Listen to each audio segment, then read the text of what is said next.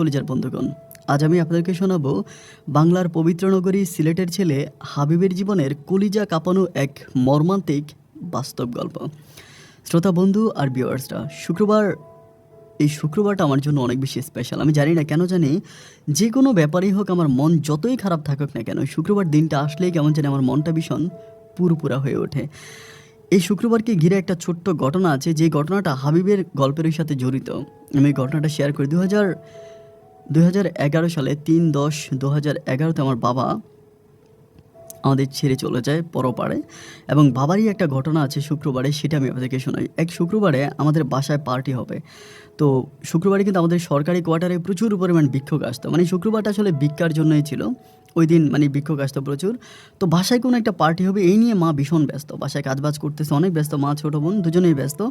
আমি আবার মানে বাসায় শুয়ে আছি, আর বাবা ওই মুহূর্তে বারান্দায় বসে বসে বই পড়তেছে। তো যথারীতি ভিক্ষুক আসতেছে সিরিয়ালে, মা প্রত্যেকে বলতেছে যে মাফ করেন মাফ করেন। ঠিক এমন পর্যায়ে আমার বাবা হঠাৎ করে বলতেছে যে, আমাকে বলতেছে তাড়াতাড়ি যাও ওই ভিক্ষকটাকে ডেকে আন, ভিক্ষকটাকে ভিক্ষা দে, এরকম করে বলতেছে। আমি তখন বুঝলাম না যে কী ব্যাপার। আমি তখন কী করলাম, দৌড়িয়ে গিয়ে দেখলাম যে একদম বয়স্ক একটা লোক চলে আছে, ওনাকে ডেকে আনলাম। আনার পরে আমার বাবা, আমি ভিক্ষকটাকে মানে বাসার সামনে আনতেই দেখি যে বাবা মায়ের সাথে খুব ঝগড়া করতেছে। মানে ঝগড়া করতেছে বলতে মা বাবার সাথে ঝগড়া করতেছে। মানে বাবা বলতেছে চাউল কোথায় রাখছো, এটা কোথায় রাখছো, ওইটা কোথায় রাখছো। মা বলতেছে আমি এখানে কাজ করতেছি, একটু পরে পার্টি, বাসায় গেস্ট আসবে, আর তুমি ভিক্ষককে ভিক্ষা দেওয়ার জন্য পাগল হয়ে গেছো, পাইছোটা কি, বাসায় বসে বসে বই পড়ো, কোনো কাজ করো না। মানে অনেক পরিমাণের বকা মা বাবাকে দিল, এবং বাবা ওই বকা খাওয়ার পরেও ভিক্ষার চাউল হাতে নিয়ে ওই ভিক্ষুকের কাছে গেল, এবং ভিক্ষুককে ভিক্ষা দিয়ে বাবা কথা বলতে বলতে অনেকটা মানে ভিক্ষুকের সাথে চলে যাচ্ছিল। তো যাই হোক, আমি তো এখানে বসে আছি। এরপরে জুমার নামাজের আজান দিল, বাবার আমি একসাথে মসজিদে গেলাম, নামাজ পড়লাম। নামাজ কমপ্লিট করে যখন ফিরতেছিলাম বাসায়, ওই মুহূর্তে আমি বাবাকে জিজ্ঞেস করতেছি, বাবা একটা ব্যাপার আমি আসলে বুঝলাম না। বাবা বললো কোনটাই? বললাম যে সকাল থেকে কত ভিক্ষুক আসলো, কত ভিক্ষুক গেল, তুমি কোনো ভিক্ষুককে চাউল ডাউল কোনো কিছু দিতে মানে বললো না, মানে ভিক্ষা দিতে বললো না, অথচ এই ভিক্ষুকটা আসার পরেই তুমি এতটা এক্সাইটেড কেন হয়ে গেলে তাকে ভিক্ষা দেওয়ার জন্য? তার মাঝে কি স্পেশাল কিছু ছিল, কিংবা তুমি কি তাকে ব্যক্তিগতভাবে চিনো? আমার বাবা তখন বলে যে ভিক্ষুকটা যখন, এবং আমি এটাও জিজ্ঞেস করলাম যে তুমি ভিক্ষুকের সাথে কথা বলতে বলতে গেলা, ভিক্ষুক কী বললো? আমার বাবা বলতেছিল যে মানে ভিক্ষুক যখন ভিক্ষা চাইছিল, আমি বই পড়তে পড়তে খেয়াল করলাম যে সবগুলো ভিক্ষুককে যখন তোর মা বলে দিচ্ছিল যে মাফ করেন, প্রতিটা ভিক্ষুকে মুখ কালো করে চলে যাচ্ছিলো, কিন্তু এই বৃদ্ধ ভিক্ষুকটা যখন তোর মা বললো মাফ করেন, তখন উনি খুব জোরে একটা নিঃশ্বাস ফেললো। আমি আর এই নিঃশ্বাসের শব্দটা সহ্য করতে পারি নাই। আমি দৌড়িয়ে ভিক্ষার ঝুড়ি নিয়ে ভিক্ষুকের সাথে সাথে গেলাম। আমি বললাম যে তো ভিক্ষুক কী বললো? আমার বাবা বলে যে ভিক্ষুক বললো সকাল থেকে এই পর্যন্ত, তখন সময় ছিল প্রায় ঘড়িতে প্রায় 11:30টার মতো, 11:30। বাবা বলতেছে যে 11:30 পর্যন্ত এই লোকটা অনেকগুলো ঘরে গেল, বাট কোনো ঘর থেকে সে ভিক্ষা পেল না। তার দিনটা আজকে ভীষণ খারাপ ছিল, এবং তার নিঃশ্বাসের শব্দে আমি সেটাই বুঝতে পেরেছিলাম। পরে তার সাথে কথা বলে তার বাস্তব প্রমাণ আমি পেলাম। আমি তখন বললাম যে তুই ভিক্ষুকে জোরে নিঃশ্বাস ফেললে তুমি এত কিছু বুঝতে পারো? আমার বাবা বলল যে শুধু ভিক্ষুক না, শুধু ভিক্ষুক না, পৃথিবীর প্রত্যেকটা মানুষ যদি এই শব্দটা ফেলে, এটা যে কতটা, এই শব্দটা মানে এই যে দীর্ঘ নিঃশ্বাসের ওজন যে কত কত বিশাল, এটা একদম সরাসরি উপরওয়ালার কাছে পৌঁছে যায়। মানুষ ঠিক তখনই তার ভিতর থেকে এই নিঃশ্বাসটা বের করে যখন তার ভিতরে কষ্ট সে আর জমিয়ে রাখতে পারে না। বন্ধুগণ, দুনিয়াতে যদি আল্লাহর কাছে কোনো পাপ করেন, তাহলে মৃত্যুর পর, আল্লাহর কাছে কোনো অপরাধ করেন, তাহলে মৃত্যুর পর অবশ্যই আল্লাহর কাছে যদি ঠিকমতো ক্ষমা চাইতে পারেন, রাব্বুল আলামিন আপনাকে মাফ করে দেবে। আপনি নামাজ পড়েন নাই, আপনি রোজা রাখেন নাই, আপনি দিনের কাজ করেন নাই, আল্লাহ তাআলা চাইলে মাফ করে দিতে পারে। কারণ এগুলো হচ্ছে আল্লাহ তাআলার কাজ, আপনি আল্লাহ তাআলার জন্য করতেছেন। ওনার কাছে চাইলে উনি আপনাকে ক্ষমা করতে পারে। কিন্তু ও প্রিয় বন্ধুরা, যদি আল্লাহরে দুনিয়াতে আল্লাহর সৃষ্টির শ্রেষ্ঠ জীব মানুষকে কোনোভাবে কষ্ট দিয়ে থাকেন, আর এই কষ্টের জন্য যদি সে আল্লাহর কাছে আপনার নামে অভিশাপ দিয়ে থাকে, রে বন্ধু, মৃত্যুর পরে ওই মানুষ যদি আপনাকে ক্ষমা না করে, মহান রাব্বুল আলামিনও আপনাকে ক্ষমা করবে না। এই জন্য নিজে কষ্ট পান, তারপরও দুনিয়াতে কাউকে কষ্ট দিবেন না। কারণ অভিশাপের বোঝাটা এতটাই ভয়ঙ্কর, যেটা নিয়ে মানুষ খুব বেশি দূর যেতে পারে না। আশা করব হাবিবের জীবনের গল্পটা সবাই শুনবেন, এবং এই গল্পটা হবে আমাদের আজকের এই সমাজের দুষ্ট মানুষগুলোর জন্য এক চরম শিক্ষা। ধন্যবাদ সবাইকে। সম্মানিত বন্ধুগণ, আসসালামু আলাইকুম রহমতুল্লাহি ওবারাকাতুহু। আমার নাম মোহাম্মদ হাবিবুর রহমান। আমার বাড়ি হজরত শাহজালাল আর শাহপরানের এলাকা, সিলেট। প্রিয় বন্ধুগণ, আমি আমার জীবনের এই গল্পটা শুরু করার শুরুতেই আপনাদেরকে আমার পরিবারের ব্যাপারে জানিয়ে রাখি। আমার পরিবারে আমি আছি, আমার বাবা আছে, মা আছে, এছাড়া আছে আমার ছোট ২ টা বোন সহ ছোট একটা ভাই। আমরা টোটাল ২ ভাই ২ বোন। আমাদের পরিবারটা সিলেট শহরের অদূরে কোনো এক ছোট্ট অজপাড়া গাঁয়ের এক নিম্ন মধ্যবিত্ত পরিবার। আমার বাবা পেশায় ছিল একটা মসজিদের ইমাম।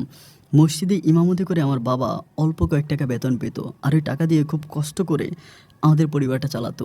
খুব যে কষ্টে শৈশবে আমার দিনগুলো কাটে সেটা বললে ভুল হবে। বাবার ইনকাম যদিও অনেক কম ছিল, কিন্তু গ্রামের মানুষগুলো আমাদেরকে অনেক ভালোবাসতো। তো সেই সুবাদে আলহামদুলিল্লাহ শৈশবে আমার দিনগুলো অনেক ভালোই কাটে। আমি আমার জীবনের গল্পটা আমার স্কুল জীবন থেকে শুরু করি। আমি সিলেটের ওই প্রত্যন্ত গ্রামেরই কোনো একটা স্কুলে যখন ক্লাস 7 এ পড়ি, তখন আমি একটা ঘটনা শুনতে পাই। এর আগে আমি এই ঘটনাটা আর কখনোই শুনি নাই। এত বছর হয়েছে কারো মুখে এমন কথা শুনতে পাই নাই। সেদিন প্রথম শুনেছিলাম আমার মায়ের মুখে। শুনেছিলাম আমাদের এই গ্রামে নাকি একটা সময় অনেক প্রবলেম ছিল। এখানে আরেকটা কথা আছে, এটা আসলে বলতেই হবে। আমার বাবা যেহেতু মসজিদের একজন ইমাম, আমার বাবার সাথে আমাদের গ্রামেরই খুবই ভালো একজন মানুষ, মানে সবাই ওনাকে ফির বাবা বলে। মানে উনি কিন্তু ওরকম কোনো ফির বা মুর্শিদ ওই টাইপের কিছু না। মানে উনি হচ্ছে এমনি মানুষ যদি বিপদে পড়ে তাহলে পানি পড়া দেয়, ওরকম আর কি। মানে পানি পড়া দেয় অতটুকুই, অত বড় মাপের কোনো কবিরাজ না যে জিনবুত যারা টাকা পয়সা নেয় মানুষের কাছ থেকে ধোঁকাবাজি করে, এরকম না। জাস্ট কোনো টাকা নেই না, পানি পড়া দিয়ে দেয়। ওনাকে সবাই পীর বাবা বলে ডাকে। তো ওই পীর বাবার সাথে আমার আব্বার সম্পর্কটা অনেক ভালো। ক্লাস 7 এ পড়া অবস্থায় আমি আমার মায়ের মুখে শুনতে পারি পীর বাবার জীবনে ঘটে যাওয়া একটা ঘটনা। আমি এটাকে আসলে দুর্ঘটনা বলবো না, আমি বলবো খুব ভালো একটা ঘটনা। আমি শুনেছিলাম আমার জন্মের আগে নাকি আমাদের গ্রামে খুব বড় একটা প্রবলেম দেখা দেয়। বড় একটা প্রবলেম বলতে আমাদের গ্রামে প্রচুর পরিমাণ সাপের উত্তাপ হয়। সাপের উত্তাপ এরকম হয় যে নর্মাল কোনো সাপ না। এই সাপটা মানুষকে কামড় দিত, কিন্তু কামড় দিলে সাপটাকে কেউ দেখতে পাইতো না। ধরেন সাপে কামড় দিছে, শুধু সাপের ওই কামড়ের দাগটাই দেখা যাইতো, সাপটাকে দেখা যাইতো না। একেবারে খোলামেলা কোনো জায়গায়, আশেপাশে কোনো জঙ্গল নাই, ঘরবাড়ি নাই, গাছপালা নাই, এরকম কোনো একটা জায়গায় হঠাৎ করেই সেই ঘাড়ের মধ্যে সাপে কামড়ে দিয়েছে। এবং যাকে কামড় দিয়েছে সে ফিরে তাকিয়ে কোনো কিছুই দেখতে পাচ্ছে না, শুধু দেখতে পাচ্ছে যে তার গলা থেকে রক্ত বেরোচ্ছে। ওই লোকটা তখন প্রচুর পরিমাণ চিল্লাতে শুরু করে।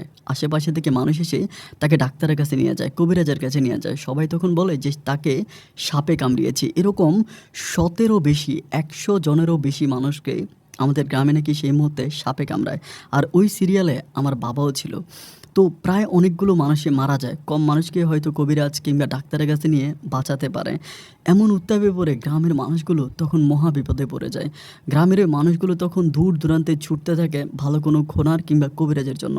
কারণ ওই মুহূর্তে মানুষ কবিরাজ খোনারের উপর অনেক বেশি বিশ্বাস তো ছিল। কবিরাজ খুঁজতেছে, কিন্তু ভালো কোনো কবিরাজ কোনো জায়গায় পাচ্ছে না। এখানে সেখানে অনেক জায়গায় কবিরাজ নিয়ে আসে, সাপ ধরার জন্য সাপুড়ে নিয়ে আসে। অনেক বড় বড় সাপুড়ে ইন্ডিয়া থেকে পর্যন্ত আনে। এবং ইন্ডিয়ার ওই সাপুড়েরা আমাদের পুরো গ্রামটা খুঁজে তারা বলতেছে যে এই গ্রামে বিষাদর কোনো সাপ নাই। আপনারা যে সাপের কথা বলতেছেন, যে সাপের কামড় খেয়ে মানুষ মারা গেছে, এইরকম কোনো সাপ এই গ্রামে আমরা কোথাও খুঁজে পেলাম না। সাপুড়ে তখন বলতেছিল আমাদের কাছে মনে হয় যে এটা সাপ না, এটা অন্য কিছু হতে পারে, আপনারা অন্যভাবে চেষ্টা করেন, কোনো হুজুর মনীষীর কাছে যান। তখন সাপুড়ের কথা শোনার পরে আমাদের গ্রামের মানুষগুলো দৌড়াতে শুরু করে হুজুরের উদ্দেশ্যে। এখানে সেখানে বিভিন্ন জায়গায় হুজুর খুঁজতে থাকে, বড় বড় মনীষী খুঁজতে থাকে। ওভাবে কোনো রকমের হুজুরের সন্ধান পায় না। এরই মাঝে গ্রামের অবস্থাটা এতটাই আতঙ্ক ছড়িয়ে পড়ে, এতটাই ভয়ঙ্কর হয়ে যায়, গ্রামের কোনো মানুষ ঘর থেকে বের হয় না। ঠিক আমাদের দেশে যেরকম ভাইরাস এসেছিল, ওই ভাইরাসের সময় যেরকম মানুষ ঘর থেকে বের হইতো না, আমাদের পুরোটা গ্রাম এরকমই হয়ে যায়। মানে খুব বেশি প্রয়োজন ছাড়া কেউ কখনো ঘর থেকে বের হয় না। আর বের হলে একসাথে অনেকে ৫ জন ৬ জন লাঠি নিয়ে আল্লাহ আল্লাহ করতে করতে তবজি পড়তে পড়তে তারপর তারা বের হতো। একেবারে শনশান নীরবতা চারদিকে ছড়িয়ে পড়ে। গ্রাম নয় যেন এটা একটা শ্মশানখানায় পরিণত হয়ে যায়। গ্রামের প্রত্যেকটা মানুষের ভিতরে এক অন্যরকম আতঙ্ক ছড়িয়ে যায়। ঠিক সেই মুহূর্তে আমার বাবা যেহেতু মনীষী ছিল, উনি তখন জানতে পারে যে বরিশালে নাকি এক ধরনের পীর আছে এবং ওই পীরই নাকি অনেক ভালো। ওনার মাধ্যমে নাকি অনেক জায়গায় এই ধরনের সমস্যাগুলো সমাধান হয়েছে। এর আগেও নাকি সিলেট মানে চিটাগংয়ের পটিয়া নামের একটা জায়গা আছে, ওই পটিয়া জায়গাতেও নাকি এরকম সাপ আতঙ্কে মানুষ গ্রাম ছেড়ে পুরো গ্রাম ছেড়ে পালিয়ে গিয়েছিল। ওই সাপকে কেউ দেখতেও পাইতো না। কিন্তু ওই বরিশালের পীর সাহেবকে নেওয়ার পরে নাকি ওই সাপ থেকে পটিয়ার মানুষ রক্ষা পেয়েছে। এই কথা হচ্ছে আমার বাবাকে কে জানি বলে। বলার পরে আমার বাবা তখন আমার গ্রামের মানুষদের সাথে সিদ্ধান্ত করে আমার বাবা সহ আমাদের গ্রামের মেম্বার মিলে বরিশালের উদ্দেশ্যে রওনা দেয় সেই পীর বাবার কাছে। এবং পীরের কাছে গেলে পীরকে উনি পায় না। পীর নাকি সৌদি আরবে গেছে এবং উনি ওখান থেকে আসবে 15 থেকে 20 দিন পরে। এর আগে উনি আসবে না। তো 15 থেকে 20 দিনের মাঝে যদি উনি আসে, এরই মাঝে তো আমাদের গ্রামের অবস্থা খুব খারাপ হয়ে যাবে। ঠিক ওই মুহূর্তে পীরের সাথে তারা যোগাযোগ করে এবং যোগাযোগ করলে পীরের একটা লোক থাকে, মানে পীরের আন্ডারে কাজ করে এরকম একটা লোক, পীর নাকি ওই লোকটাকে অনুমতি দেয়, উনি যাওয়ার জন্য বলে। আমার বাবা এবং ওই মেম্বার কিন্তু প্রায় 3 থেকে 4 দিনের মতো ওই এলাকাতে থাকে, বরিশাল এলাকাতে থাকে। 3-4 দিন বরিশালে থাকার পরে তখন তারা হচ্ছে পীরের মুরিদ একটা লোক আছে, ওনাকেই তখন নিয়ে আসে। ওনার নাম হচ্ছে হাফেজ সাহেব, ওনার নামে হাফেজ, আব্দুল হাফেজ সাহেবকে নিয়ে আসে এবং আব্দুল হাফেজ আমাদের গ্রামে আসে। আসার পরে উনি তখন দিন রাত মিলিয়ে আমাদের গ্রামে হাঁটতে থাকে। মানে এমতো অবস্থা যে গভীর রাতে, যেখানে ভোর দুপুরে মানুষ ঘর থেকে বেরোয়ার সাহস পায় না, সেখানে ওই আব্দুল হাফেজ হচ্ছে ভোর দুপুরে গ্রামের আনাচে কোনাচে চিপায় চাপায় এখানে সেখানে হাঁটতে থাকে এবং খুব জোরে জোরে শব্দ করে কোরআন তেলাওয়াত করতে থাকে। ওনার কোরআন তেলাওয়াতের শব্দ এতটাই মধুর ছিল, প্রতি রাতে আমাদের গ্রামের মানুষগুলো ওনার ওই মধুর কোরআনের বাণী শুনে শুনে ঘুমাতে যেত এবং ঘুম থেকে উঠতো। এত পরিমাণের পরিশ্রম করে এই লোকটা টানা প্রায় 10 দিনের মতো আমাদের গ্রামে হাড় ভাঙা পরিশ্রম করে এবং 10 দিন পরে উনি তখন সবাইকে গ্যারান্টি দিয়ে বলে যে এই গ্রামে আর কোনো সমস্যা নাই, আপনারা সবাই গ্রাম থেকে বের হতে পারেন, আপনাদেরকে আর কেউ কখনো সাপে কামড়াবে না, সব দিক থেকে ঠিক আছে। গ্রামের মানুষগুলো যখন উনি এটা এনশিওর করে, এরপরে গ্রামের মানুষগুলো আবার পুনরায় কাজে বের হয়। কাজে বের হওয়ার পরে এরপরে দেখে যে না, আর এরকম কোনো সাপ আতঙ্ক নাই, বন্ধ হয়ে যায় ওই সাপ আতঙ্ক। যখন সাপ আতঙ্ক বন্ধ হয়ে যায়, ওই লোকটা তখন ওই গ্রামেই থাকে, মানে যেতে যাচ্ছে না, কোনো একটা কারণে হয়তো থাকতেছে। অনেক দিন থাকার পরে 15 দিনের মতো থাকে। ওনার পীর সাহেব কিন্তু ওই সময় সৌদি আরব থেকে চলে আসছে, এরপরে উনি যায় না। 15 দিন পরে উনি তখন আমাদের মেম্বার সাহেব যে আছে, আমাদের মেম্বার সাহেবের কাছে একটা প্রস্তাব রাখে।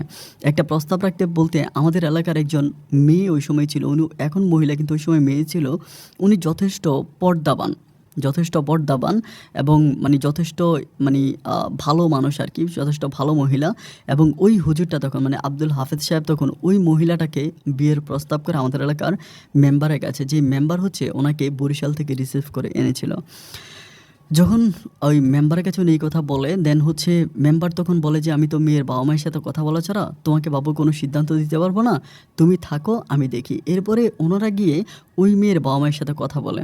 যে মেয়ের বাবা মায়ের সাথে কথা বলে, কিন্তু মেয়ের মা যথেষ্ট পরিমাণে লোভী ছিল। ওর বাবাটা মোটামুটি ভালো ছিল। ওর বাবা বলল যে ঠিক আছে, হাফেজ সাহেবের মতো একটা ভালো মানুষের কাছে যদি আমার মেয়ের বিয়ে হয় তাহলে তো আমি আলহামদুলিল্লাহ খুশি। কিন্তু মেয়ের মা এটা মেনে নিচ্ছিল না। উনি বলে একজন মানুষ হাফিজি করে এরকম কোরআন টোরান পড়ে কয় টাকা ইনকাম করতে পারবে, উনি কী করে আমার মেয়েকে চালাবে? আমার মেয়ে এত সুন্দর একটা মেয়ে, আমরা চাইলে বড় কোনো সরকারি চাকরিজীবীর কাছে আমাদের মেয়েকে বিয়ে দিতে পারবো, আমরা কেন শুধু একটা হাফিজের কাছে আমাদের কলিজার টুকটা মেয়েকে বিয়ে দেব? ওই মেয়ের মা তখন এই ব্যাপারটা সম্পূর্ণভাবে নাকচ করে দেয়। কিন্তু নাকচ করে দিলেও মেয়ের বাবা এটা নিয়ে কাজ করতে শুরু করে এবং গ্রামের মানুষদের কাছে যায় যে হাফেজ সাহেব যদি আমার মেয়েকে বিয়ে করে, আমি আমার মেয়েকে বিয়ে দিতে রাজি আছি। একটা পর্যায়ে এটা নিয়ে ওই মেয়ের বাবা মায়ের মাঝে তুমুল পরিমাণ ঝগড়া হওয়ার একটা পর্যায়ে মা তখন কি করবে, স্বামী যেহেতু রাজি, স্ত্রী তখন চুপ করে যাওয়ার পরে ওই হাফেজ সাহেবকে হচ্ছে ওনার কাছে বিয়ে দেওয়া হয়। মানে আমাদের ওই মহিলাটা মেয়েটাকে হাফেজ সাহেবের কাছে বিয়ে দেয় এবং হাফেজ সাহেব এই মেয়েটাকে বিয়ে করার পরে হাফেজ সাহেব এই গ্রাম থেকে আর যায় না, উনি এই গ্রামেই থেকে যায় এবং পরিশেষে ওনার কাছে কিছু টাকা পয়সা হয়। সেই টাকা পয়সা দিয়ে উনি আমাদের গ্রামে একটা মুদি দোকান চালু করে এবং আজ অবধি পর্যন্ত ওই মুদি দোকানটাই উনি চালায়। গ্রামের অনেকে বলতেছিল যে আপনি একটা কাজ করেন, আপনি যেহেতু এত বড় একজন পীরের মুরিদ এবং আপনি আমাদের গ্রামকে এত বড় একটা শনির দশা থেকে বাঁচিয়েছেন, সুতরাং আপনি একটা মানে বৈঠকখানা তৈরি করেন, এখানে বসে আপনি মানুষের ভবিষ্যৎবাণী করেন, আপনি মানুষকে তাবিজ তোমান দেন, এরকম প্যারানর্মাল বিপদ থেকে মানুষকে রক্ষা করেন। কিন্তু হাফেজ সাহেব তখন বলল যে শোনেন, আমি এগুলা কোনো টাকা পয়সার জন্য করি না, কোনো মানুষ যদি বিপদে পড়ে আমার কাছে আসে তাহলে আমি তাকে সাহায্য করব, কিন্তু কোনোদিনও আমি এই ব্যাপারে কোনো টাকা পয়সা নিব না। ওই হাফেজ সাহেব কোনোদিন কোনো মানুষের কাছ থেকে একটা পয়সাও নেয় নাই। দূর দূরান্ত থেকে মানুষ বাংলাদেশের বাইরে থেকে পর্যন্ত অনেক ফরেনিয়াররাও চিকিৎসা নেওয়ার জন্য হাফেজ সাহেবের কাছে আসতো। লক্ষ লক্ষ টাকা হাফেজ সাহেবের হাতে তুলে দিত, কিন্তু কোনোদিন নাকি হাফেজ সাহেব একটা টাকাও ছুঁয়ে দেখতো না। এবং সবশেষ আমাদের গ্রামে নাকি একটা মসজিদ হবে, ওই মসজিদ নির্মাণ করার জন্য হাফেজ সাহেবকে বলল। হাফেজ সাহেব তার সাধ্যমতো দোকান চালিয়ে যতটুকু পেরেছে ততটুকু দিয়েছে। হাফেজ সাহেবকে গ্রামের সবগুলো মানুষ বলল যে আপনার কাছে অনেক বড় বড় লোকেরা আসে চিকিৎসা নেওয়ার জন্য, আপনি নিজের জন্য না হয় অন্তত আমাদের মসজিদের জন্য হলেও কিছু টাকা চেয়ে নেন। উনি তখন বলে, আমি এই বাবদ কোনোদিন কারো কাছ থেকে কোনো টাকা নিতে পারবো না, আমার যিনি ওস্তাদ আছে উনি আমাকে এই শিক্ষা দেয় নাই। উনি কোনোদিনও কারো কাছ থেকে কোনো টাকা নিত না, একেবারে ফ্রিতে এই মানুষটা মানুষের সেবা করে যেত। এবং এমনও হইতো যে বাড়িতে যদি কোনো রুগী আসতো, উনি নিজের ব্যবসা যেটা দিয়ে উনি চলতো না, সংসার চলতো, ওই দোকানটা বন্ধ করে দিয়েও উনি ওই রুগী দেখার জন্য বাড়িতে চলে যেত। এত পরিমাণের ভালো একটা মানুষ, এত পরিমাণের দিন দুনিয়া বুঝে একটা মানুষ, যেটাকে খুঁজে পাওয়া আসলেই অনেক মুশকিল। যাই হোক, হাফেজ সাহেব আলহামদুলিল্লাহ খুব ভালোভাবে আমাদের গ্রামে মিশে যায় এবং আমাদের গ্রামের প্রত্যেকটা মানুষ হাফেজ সাহেবকে অনেক ভালোবাসে। এবং আমার বাবাও যেহেতু দিনদার একজন মানুষ ছিল, ওই সময় আমার বাবার সাথেও হাফেজ সাহেবের সম্পর্কটা অনেক গভীর হয়। এরকম করতে করতে একটা সময় আস্তে আস্তে আমার মায়ের পেটে দুনিয়াতে নাকি আমি আসি এবং আমার ছোটো ভাই বোনগুলো সিরিয়াল আসতে শুরু করে। এবং হাফেজ সাহেব যখন বিয়ে করে, বিয়ের পরে হচ্ছে হাফেজ সাহেবের ঘরে একটা মেয়ে হয়, যার নাম হাফেজ সাহেব রাখে জান্নাত। জান্নাত একটা মেয়ে রাখে এবং ওই মেয়েটা, ওর মা যেরকম ছিল ওই মেয়েটা সেম একই রকম। ওর মা এত পরিমাণে পর্দা করতো যেটা আসলে বলে বোঝানো যাবে না। মানে এর মায়ের চেহারা আমাদের এলাকার অনেকেই বলে যে আমাদের হয় না যে গ্রামের মানুষ পাশের ঘরের মানুষটা অনেকে কখনো ওর মাকে দেখে নাই। ওর মা এত পরিমাণ দিন এবং দুনিয়াদারি নিয়ে কাজ করতো, 5 ওয়াক্ত নামাজ পড়তো, রোজা থাকতো এবং দিনের পথে কাজ করতো। কখনো দিন ওনার মুখের শব্দ পাশের ঘরের মানুষগুলো শুনতে পায় নাই। এমন একটা মানুষকে হাফেজ সাহেব বিয়ে করে এবং হাফেজ সাহেব বিয়ে করার পরে ওনার যে মেয়ে হয়, এবং এখানে আরেকটা কথা না বললেই নয়, ওই মানে জান্নাতের মা যখন বাচ্চা কনসেপ্ট করবে, অনেক সময় খেয়াল করবেন যে বাচ্চা হওয়ার সময় কিন্তু আগে ডাক্তারের কাছে নিয়ে যায়, হসপিটালে নিয়ে যায়, বাচ্চাকে সিজারে হবে নাকি নর্মালে হবে এটার জন্য হসপিটালে নিয়ে যায়। কিন্তু ওই হাফেজ সাহেবের বউ তখন বলতেছিল যে না, আমার বাচ্চা যদি হয় এমনিই হবে, আপনারা বাইরে থেকে একটা আয়াকেও নিয়ে আসেন না, একটা আয়াও পর্যন্ত আসে নাই ওনাকে মানে বাচ্চা বের করার জন্য। উনি নিজেই নিজের বাচ্চা টেট করে, উনি নিজে বাচ্চা বের করে। এবং এই ব্যাপারটাতে সবাই অনেক বেশি অবাক হয়ে যায়, এটা কিভাবে সম্ভব। অনেকেই এটাকে পীরের বাড়ি, মুর্শিদের বাড়ি, দয়ালের বাড়ি অথবা অনেক নামে ডাকতো, কিন্তু হাফেজ সাহেব কখনো ওনার বাড়িকে কোনো নামে উপাধি দিত না। উনি একটা কথাই বলতো, আমার বাড়ি এই গ্রামের 8-10টা বাড়ির মতো ভীষণ নর্মাল টাইপের একটা বাড়ি, এটাই উনি বলতো। এবং ওনার যে মেয়ে জান্নাত হয়, জান্নাতকে উনি ঠিক ইসলামিক ইসলামিক নিয়ম নীতি অনুযায়ী উনি জান্নাতকে বড় করে এবং যথেষ্ট পরিমাণ জান্নাতও তার মায়ের মতো পর্দা করে। ছোট্ট একটা মানুষ যখন ঠিকমতো বসে প্রস্রাব করতে পারে না, এই মানুষটা পর্যন্ত বোরকা পরে বের হতো, রাস্তার মধ্যে হাঁটতো অন্যভাবে। মানে আমি ঠিক বলে বোঝাতে পারবো না যে এত পিচ্ছে একটা মেয়ে হাঁটতে গেলে পড়ে যায়, অথচ সেই মেয়েও বোরকা পরে ঘর থেকে বের হতো। ছোটোবেলা থেকে তাকে ঠিক এমন করে তার বাবা বড় করে। দিন আর রাতগুলো এভাবে কাটতে কাটতে জান্নাতকে একটা মাদ্রাসায় ভর্তি করানো হয়। ওই মাদ্রাসায় জান্নাত পড়াশোনা করে। জান্নাত কিন্তু অন্য 8-10টা মেয়ের মতো না, জান্নাত যথেষ্ট পরিমাণ মেধাবী একটা মেয়ে ছিল এবং যথেষ্ট পরিমাণ ভালো, সমস্ত দিক থেকে জান্নাত অনেক ভালো ছিল। আমার বাবা সবসময় ঘরে এসে জান্নাতের প্রশংসা করতো। বাবা বলতো যে হাফেজ সাহেবের ঘরে আল্লাহ একটা মানিক দিয়েছে, একটা কলিজার টুকরা দিয়েছে। এখানে আরেকটা কথা বলে রাখা ভালো, জান্নাতের কিন্তু আর কোনো ভাই বোন হয় নাই, ওই একটা মেয়ে হয়েছে, সেটার নামে জান্নাত রেখেছে।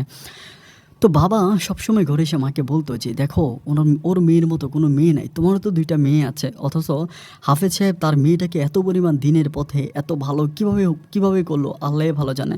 বাবা সবসময় মাকে বলতো যে দেখো, আমার কাছে মনে হয় যে মা যদি ভালো হয় তবে তার কন্যা অবশ্যই ভালো হয়। এটা বললে বাবার সাথে আমার মায়ের অনেক ঝগড়াও হইতো। মা বলতো যে তার মানে কি আমি ভালো না, এই জন্য আমার মেয়ের এরকম করে চলে। আমার ছোটো বোনগুলো যে খুব খারাপ ছিল তা না, কিন্তু হাফেজ সাহেবের মেয়ে জান্নাত যেরকম দিন দুনিয়া নিয়ে কাজ করতো, যত পর্দা পরিশিকিতাবাতে চলতো, আমার বোনগুলো কিন্তু ওভাবেই চলতো না। তারা খুব নর্মালি চলাফেরা করতো, একেবারে নর্মালি চলতো। যাই হোক, এইভাবে জান্নাত মাদ্রাসায় পড়াশোনা করে, আমিও পড়াশোনা করি। আমি কিন্তু মাদ্রাসায় পড়াশোনা করি। মাদ্রাসায় পড়াশোনা করি বলতে আমি ক্লাস 6 পর্যন্ত মাদ্রাসায় পড়ি। 5 থেকে 6-এ উঠি মাদ্রাসায় এবং 6-এ আমি 1 বছর ড্রপ দিয়ে আমি দেন হচ্ছে আবারও পুনরায় স্কুলে চলে আসি। কারণ আমার মায়ের ইচ্ছা যে মা আমাকে স্কুলে পড়াশোনা করাবে, মাদ্রাসায় পড়াশোনা করাবে না। আমার মা সম্পূর্ণ আমার বাবার এগেনস্টে ছিল। আমার মা মিউজিক, তারপরে এটা সেটা অনেক পছন্দ করতো। আমার বাবা যেরকম কোরআন তেলাওয়াত, তারপরে দিন দুনিয়া নিয়ে কাজ করতো, আমার মা ছিল সম্পূর্ণ আমার বাবার নেগেটিভে।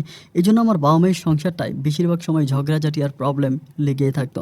আমার বাবা কিন্তু যথেষ্ট পরিমাণ ম্যাচিউরড একটা মানুষ। মা যদি ঝগড়া করতো, বকা দিত, গালি দিত, আমার বাবা খুব কৌশলে এগুলো হ্যান্ডেল করতো। কখনো কোনো ব্যাপার নিয়ে আমার মায়ের সাথে খারাপ ব্যবহার করে নাই, মাকে কোনো ব্যাপার নিয়ে বকা দেয় নাই। মা যখন যেটা বলতো আমার বাবা বোকার মতো মায়ের প্রত্যেকটা কথাই অক্ষরে অক্ষরে পালন করতো। অনেক ভালোবাসা ছিল, অনেক মানে ভালোবাসতো আমার বাবা আমার মাকে। এবং আমার মাও যে খুব ঝগড়া করতো সেটা ঠিক আছে, কিন্তু বাবাকেও বুঝতো। যাই হোক, আলহামদুলিল্লাহ এরকম করে সময়গুলো যাচ্ছে। বাবার মুখে জান্নাতের ওই প্রশংসা শুনতে শুনতে আমি কখন জানি জান্নাতের প্রতি দুর্বল হয়ে পড়ি, আমি নিজেও বুঝতে পারি না। এবং আমি জান্নাতের সাথে বড় হই, একই গ্রামে বড় হই, ধরতে গেলে একই বাড়িতে, কিন্তু আমি কখনো জান্নাতকে ওভাবে দেখতে পাই নাই। জান্নাতের চেহারাটাও আমার খুব মনে পড়তেছে না। এই ব্যাপারটা অনেকের কাছে হয়তো অনেক হাস্যকর মনে হতে পারে, যেটা কেমন কথা, একই বাড়িতে একটা ছেলে মেয়ে বড় হচ্ছে, তাহলে এই মেয়েটাকে বুঝি ছেলেটা দেখবে না? না, জান্নাতের চেহারাটাও আমি খুব ভালো করে কখনো ক্লিয়ারলি দেখি নাই। শুধু মাঝে মাঝে মাদ্রাসা থেকে আসার সময় যদি কখনো চোখের সামনে পড়তো, ওর দুইটা চোখ দেখতাম, আর কিছু দেখতাম না। হাতের মধ্যে হাত মোজা পরে থাকতো, পায়ের মধ্যে মোজা পরে থাকতো, মানে এক অন্যরকম লুকিং ছিল ওর। এত সুন্দর ওর চোখ, মানে চোখ দেখলেই বোঝা যাইতো যে পরীর মতো হবে মেয়েটা। যাকে দেখতে পাই নাই তাকে নিয়ে আমি তখন দিবানিশির স্বপ্ন দেখতে শুরু করি। আমার মনের ভিতর তখন অনেক রকমের প্রেম ভালোবাসা জাগে। আমি তার সাথে রিলেশন করব, তার সাথে সম্পর্ক করব, এগুলো নিয়ে আমি অলওয়েজ তার উপরে দুর্বল হতে থাকি। এইভাবে পাক্কা একটা বছরের মতো আমি জান্নাতের পিছনে ঘুরতে থাকি, কিন্তু তাকে কখনো সরাসরি প্রপোজও করি নাই এবং কারো কাছে তাকে যে ভালোবাসি বলিও নাই। 1 বছর পরে আমি আমার ছোটো বোনটা, আমার সাথে সম্পর্ক ভালো, এবং আমার এই ছোটো বোনটা মাঝে মাঝে জান্নাতদের ঘরে যায়। জান্নাতদের ঘরে গিয়ে আমাকে এসে বলে যে জান্নাত অত সুন্দর, এটা সেটা বলে, সব কিছু বলে। আমি তখন আমার ছোটো বোনটাকে বলতেছিলাম যে বোন রে, তুই যখন জান্নাতের ঘরে যাবি তাহলে জান্নাতকে বলবি যে আমি জান্নাতকে পছন্দ করি, আমার সাথে যখন একটু কথা বলার জন্য আসে। আমার বোন প্রতিদিনই প্রায় গিয়ে জান্নাতকে এই কথাটা বলে, কিন্তু জান্নাত নাকি এটার কোনো রিপ্লাই করে না, মানে কোনো রকমের প্রতিবাদ করে না, কোনো মানে হানা কোনো কিছুই বলে না। বেশ কিছুদিন পরে আমার বোন আমাকে বলতেছে যে ভাইয়া, আমি প্রত্যেক দিনে জান্নাত আপুকে বলি, কিন্তু জান্নাত আপু তো কিছুই বলে না। আমার কাছে মনে হয় যে তুমি জান্নাত আপুকে এগুলো বইলো না, কারণ জান্নাত আপু একটু অন্যরকম মেয়ে, সে নামাজ পড়ে, রোজা রাখে, এগুলো মনে হয় উনি পছন্দ করে না। আমি তখন চিন্তা করলাম যে পছন্দ না করার কি আছে, নবী রাসূলরাও তো শুনেছিলাম প্রেম করেছিল, এবং আমি যদি প্রেম করি তাহলে এখানে সমস্যাটা কোথায়? আমার ভিতরে তখন জান্নাতকে নিয়ে একটা রাগ কাজ করতে শুরু করে যে কেন আমার সাথে এরকমটা ঘটবে। আমি এরপরে সরাসরি একদিন জান্নাতকে প্রপোজ করি। সরাসরি ও মাদ্রাসা থেকে আসতেছে, আমি তখন কী করি, আমাদের 3 রাস্তার একটা মোড় ছিল, ওই মোড়ে সাইকেল নিয়ে দাঁড়িয়ে থাকি। ওকে দেখার পরে আমি তখন ওকে ডিরেক্টলি, মানে কোনো এক্সকিউজ নাই, কোনো কিছু না, আমি বলি যে আমার বোন তোমাকে কিছু বলছিল। ও মুখে ইশারা করে হ্যাঁ। আমি তখন বললাম যে জান্নাত, আমি তোমাকে পছন্দ করি, আমি তোমার সাথে রিলেশন করতে চাই। ও তখন কোনো কথা বলে না। আমি ওকে বারবার এই একটা কথাই রিপিট করে যাচ্ছিলাম, বাট ও কোনো কথা রেসপন্স করে না। রেসপন্স না করে ও তখন সোজা আমার সামনে দিয়ে হেঁটে বাড়ির মধ্যে ঢুকে গেল। তখন তাকে নিয়ে আমার ভিতরে রাগের মাত্রাটা আরও বেড়ে গেল। এটা কেন হবে? আমি তো দেখতে খারাপ না, আমাকে তো আল্লাহ সর্বদিক থেকে অনেক স্মার্ট বানিয়েছে, এরপরেও ও কেন আমার কথা শুনবে না? ও কেন আমার কথা না শুনে ও এরকম রাগ, গেমিটি, অহংকার দেখে আমার সামনে থেকে চলে যাবে? আমার ভিতরে তখন প্রচুর পরিমাণের অভিমান কাজ করতেছে। আমি চিন্তা করতেছি এটার একটা সুরাহার আমি করবই করব। এরপরে পরের দিন আমি পুনরায় আবারও এই রাস্তার মোড়ে দাঁড়িয়ে থাকি এবং তাকে আমি আবারও প্রপোজ করি, কিন্তু প্রপোজেরটা তার কানে এরকমভাবে পৌঁছায় যে সে কোনো কিছু শুনতে পায় নাই। মানে হয় না যে মানুষ কোনো কিছু শুনতে পায় বা কোনো রকমের, সে মনে হয় যেন কোনো কিছু শোনে নাই, তার কান বন্ধ, এরকম করে সে হেঁটে চলে যায়। প্রায় 3 দিনের মতো একইভাবে আমার সামনে দিয়ে এভাবেও হেঁটে যায়। আমি যতই চেষ্টা করি তার কান পর্যন্ত কোনো কিছু পৌঁছাতে পারি না। 3 দিন পরে রাগী ছেলে ছিলাম, রাগটা অনেক বেড়ে গেল। আমি বললাম যে তোর এত অহংকার কিসের, আমি আজকে তোর অহংকার ভেঙে দিব। সেদিন বৃষ্টির দিন ছিল, প্রচণ্ড রকমের বৃষ্টি ছিল এবং মুষলধারে বৃষ্টি হচ্ছিল। তো বৃষ্টিটা যখন একটু কমলো তখন রাস্তা দিয়ে আস্তে আস্তে করে আমি দেখলাম যে জান্নাত মাদ্রাসা থেকে আসতেছে। তো বিকালবেলা যেহেতু বৃষ্টি হয়েছে, জান্নাত আসতে পারে নাই। তো সন্ধ্যার একটু পরে আসতেছে, মানে গোধূলি সন্ধ্যা হয়ে যাচ্ছে, চারদিকে আস্তে আস্তে অন্ধকার নেমে আসতেছে। আর সেই সময়টা শীতকালের সময় ছিল। তো শীতকালে দেখবেন যে একেবারে সন্ধ্যা খুব তাড়াতাড়ি হয়ে যায়।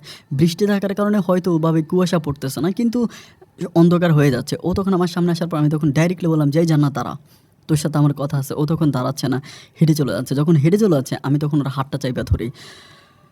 বন্ধুগণ, আমি বুঝাতে পারবো কিনা জানি না, আমার কাছে মনে হলো আমি যেন কোনো মানুষের হাত ধরি নাই, অন্য কোনো কিছুর হাত ধরেছে। মানে এত পরিমাণে নরম ছিল হাতটা। মানে আমি ওর হাত ধরে কিন্তু ছেড়ে দিলাম, মানে আমার কাছে মনে হচ্ছে এটা ফোমে ধরলাম, মানে ফোমের মধ্যে হাত দিলে যেরকম না, এরকম। আমার তখন মানে ভিতরে অনেক জাগতেছে যে কী ব্যাপার, ও এরকম কেন? আমি তখন বললাম, জান্নাত তুমি যদি না দাঁড়াও আজকে কিন্তু খুব খারাপ কিছু হয়ে যাবে, তুমি দাঁড়াও। ও তখনও কথা বলে না, ও তখনও করে কি হাঁটার স্পিডটা বাড়ায় দেয়, মানে খুব দ্রুত হাঁটতেছে। একটা পর্যায়ে আমি তখন ওর সামনে গিয়ে দাঁড়াই, পুরো রাস্তার ভিতরে এভাবে দুই দিকে হাত দিয়ে আমি ওর সামনে দাঁড়ায় থাকি। ও তখন এদিক ওদিক থেকে যাওয়ার জন্য চেষ্টা করে, আমি ওকে যেতে দিচ্ছি না। একটা পর্যায়ে ও মাথা নিচ করে যখন আমার হাতের নিচ দিয়ে চলে যাচ্ছে, ঠিক ওই মুহূর্তে ওর বোরকার মুখোশ ধরে আমি টান দেই, এবং এত জোরে টান দেই ওর মুখোশ যে থাকে ওই মুখোশটা খুলে আমার হাতে চলে আসে এবং অনেকটা জায়গা ছিঁড়ে যায়। এত জোরে আমি টান দেই রাগের বশত হয়ে, এবং ও তখন কান্না করে। আমি আপনাদেরকে বুঝাতে পারবো না, ঠিক সেই মুহূর্তে আমি এমন একটা মানুষকে দেখেছি, আমি নিশ্চিত করে বলতে পারি এটা কোনো মানুষ নয়, এটা নির্ঘাত পরী, একেবারে পরীর মতো। ওর শরীর দিয়ে যে রক্ত চলাচল করতো এগুলো পর্যন্ত একেবারে স্পষ্ট দেখা যাইতো, আমি সেটা রক্ত দেখতে পাচ্ছিলাম।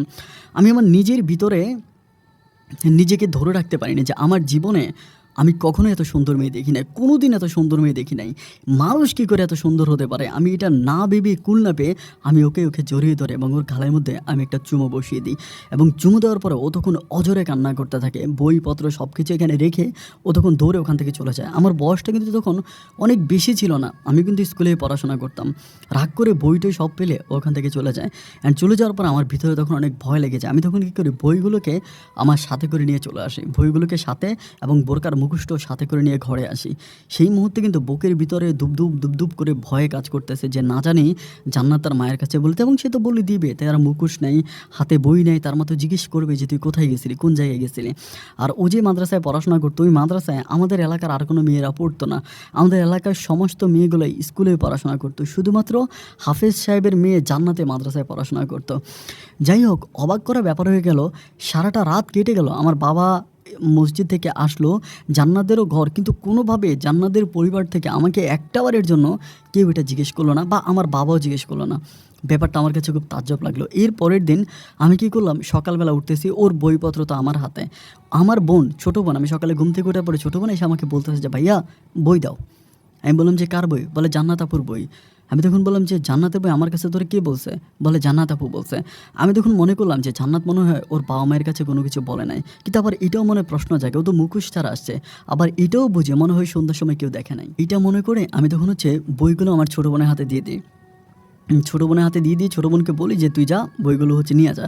আমার ছোটো বোন বইগুলো নিয়ে যায়। আমার ভিতরে তখন একটু সাহস জাগে, মানে একটু ভালোবাসা জাগে যে জান্নাত তো কাউকে বলে নাই। ও যদি আমাকে পছন্দ না করতো, আমার সাথে তার যদি মানে ভালোবাসা না থাকতো, তাহলে তো সে তার বাবাকে বলতো, তার মাকে বলতো, এবং এটা নিয়ে একটা এলাহি কাণ্ড হয়ে যেত।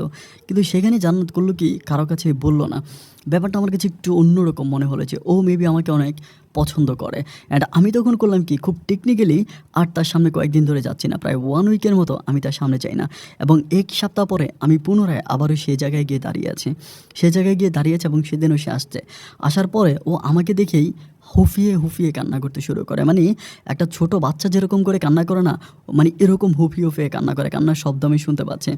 আমি তখন তার কাছে যেয়ে আমি বললাম যে জান্নাত প্লিজ, আমি তোমার সাথে একটু কথা বলতে চাই।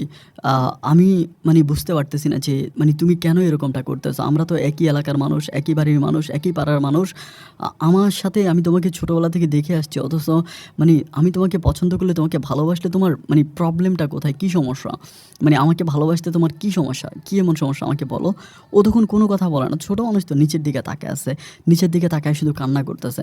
আমি তখন তার পা ঝরায় ধরে কান্না করে বলি যে জান্নাত, আমি তোমাকে অনেক বেশি ভালোবাসি, বিশ্বাস করো, আমি তোমাকে বলে বোঝাতে পারবো না যে আমি তোমাকে কতটা ভালোবাসি। আমি তোমাকে কখনো ছাড়তে পারবো না জান্নাত। আমি সরি, আমি যা তোমার সাথে করেছি, রুড বিহেভ করেছি, তোমার গায়ে হাত তুলেছি, তোমাকে অপমান করেছি, আমি সব কিছুর জন্য তোমার কাছে ক্ষমা চাই। আমি অনেক বেশি দুঃখিত, তুমি আমাকে মাফ করে দাও। আমি তোমাকে অনেক পছন্দ করি, এবং প্লিজ তুমি একটু বোঝার জন্য ট্রাই করো।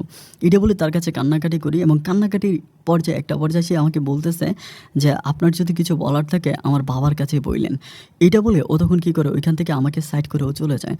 ও যখন চলে যায়, মানে বাসায় চলে যায়, আমি তখন আমার বাসায় যাই। বাসায় গিয়ে চিন্তা করতেছি, ও আমাকে ওর বাবার কাছে যাইতে বলছে, মানে আমি বুঝতে পারলাম যে ও যেহেতু এত ধার্মিক একটা মেয়ে, তার মানে ও প্রেম ভালোবাসা করবে না। ও যদিও আমাকে বিয়ে করে পারিবারিকভাবে করবে, তার মানে ওর বাবার কাছে আমি গেলে এটার একটা সঠিক উত্তর আমি পাবো, এই জিনিসটা আমার কাছে মনে হলো। মনে হওয়ার পরে আমি তখন কী করলাম, আমি ঠিক সেদিনে হচ্ছে রাতের বেলায়, রাত প্রায় 9:30টার দিকে উনি আবার দোকান 10টার মধ্যে অফ করে দেয়।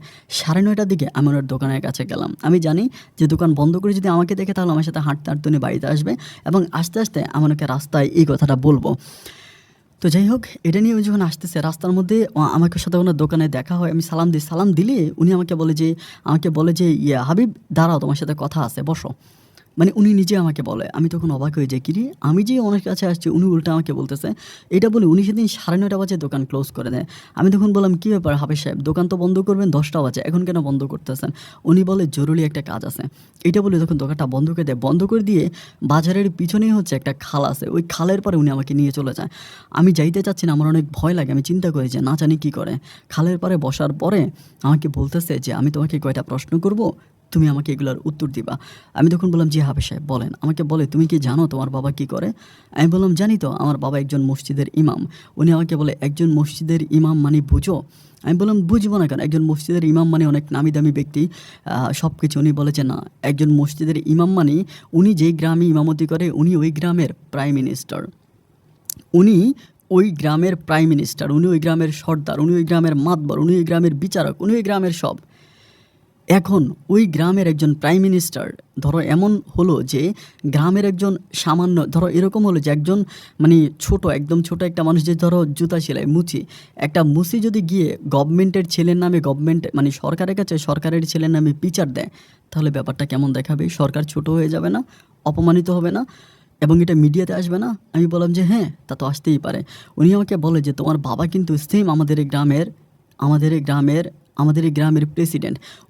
ওই প্রেসিডেন্টের কাছে আমি কি করে তোমার নামে বিচার দেব? তুমি আমাকে বলো তো, আমি তো এই গ্রামের নগণ্য একটা মানুষ। এটা যখন আমাকে বলে আমি তখন বুঝে যাই যে ঘটনা খুব খারাপ। আমি তখন বললাম যে হাফেজ সাহেব, আপনার কথা আমি কিছুই বুঝতেছি না, আপনি মারফতি লাইনে কথা না বলে একটু সোজাসুজি বলেন। উনি তখন আমাকে বলতেছে যে আমি সোজাসুজি তেমন কিছুই বলতে পারবো না, তবে তোমাকে একটা কথাই বলি যে আমি তোমাকে অনেক ভালোবাসি এবং আমার নিজের ছেলের মতো ভালোবাসি। তোমার আব্বার সাথে আমার সম্পর্কটা একেবারে খুব ক্লোজ, আমরা দুজনার খুব প্রাণের বন্ধু। বাট এরকম একটা জায়গায় তোমার বাবার সাথে আমি এত ভালো সম্পর্ক, সেখানে আমি বুঝতে পারছি না যে তোমার বাবার কাছে আমি কথাগুলো বললে তোমার বাবা কতটা অপমানিত হবে। এই জন্য আমি তোমাকে এনে সতর্ক করে দিচ্ছি যে তুমি জান্নাতকে সেদিন যেভাবে অপমান করেছো, এই কাজটা তুমি মোটেও ভালো করো নাই এবং এটা তুমি ভবিষ্যতে আর করো না। এটা থেকে তুমি দূরে যাও, বন্ধ করো। আমার সেদিন ওই ধারণা সম্পূর্ণ পাল্টে যায়, কারণ আমি কিন্তু 100% গ্যারান্টি দিয়েছিলাম যে না, জান্নাত তার বাবা মায়ের কাছে বলে নাই। বললে তো সেদিন হাফেজ সাহেব জিজ্ঞেস করতো, কিন্তু হাফেজ সাহেব এত পরিমাণের ইন্টেলিজেন্ট, এত পরিমাণের চালাক এবং এত পরিমাণের মানে ইসলামিক বিদ্যা একজন লোক যে উনি আমাকে সরাসরি কোনো কিছু, আমার বাবাকে সরাসরি কোনো কিছু না বলে উনি আমাকে সতর্ক করেছে। আমি তখন আর নিজের মনের ভিতরে কোনো কথা লুকিয়ে না রেখে আমি তখন হাফেজ সাহেবকে বললাম যে হাফেজ সাহেব, আপনি তো আমাকে কথাগুলো বলছেন, আপনার সবগুলো কথাই আমি শুনছি, আপনার সব কথাই ঠিক আছে। আমি বয়স ছোট, স্কুলে পড়াশোনা করি, অত বড় হই নাই, তবে আমি আপনাকে একটা কথা বলতে চাই, আপনি আমার এই কথা শোনেন। আমি সরাসরি বলি, কোনো কিছু লুকাই না, মানে কোনো কিছু লুকানো নাই।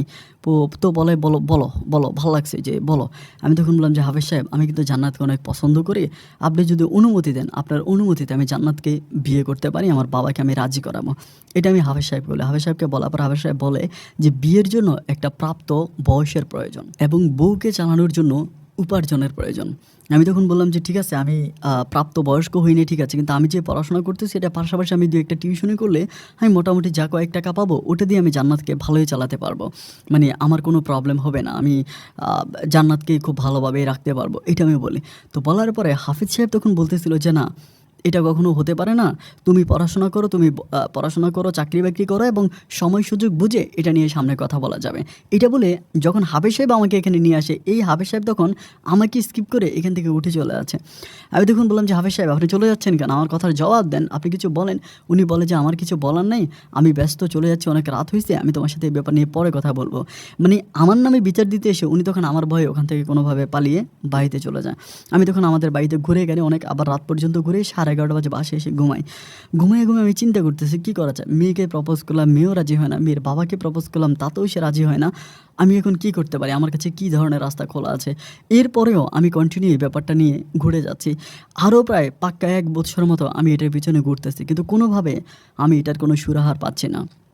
কোনোভাবেই সুরাহা না পেয়ে আমি তখন কী করলাম, একটা পর্যায়ে আমার বাবার কাছে আমি একটু একটু করে বলতে শুরু করলাম। কারণ হাফেজ সাহেব তো আমার বাবার কাছে কিছু বলতেছে না, আর আমিও জান্নাতকে হাফেজ সাহেবের কথা বলার পরে জান্নাতের সামনে যাওয়াটা আমার কাছে ভালো মনে হচ্ছে না, আমি এই জন্য যাই নাই।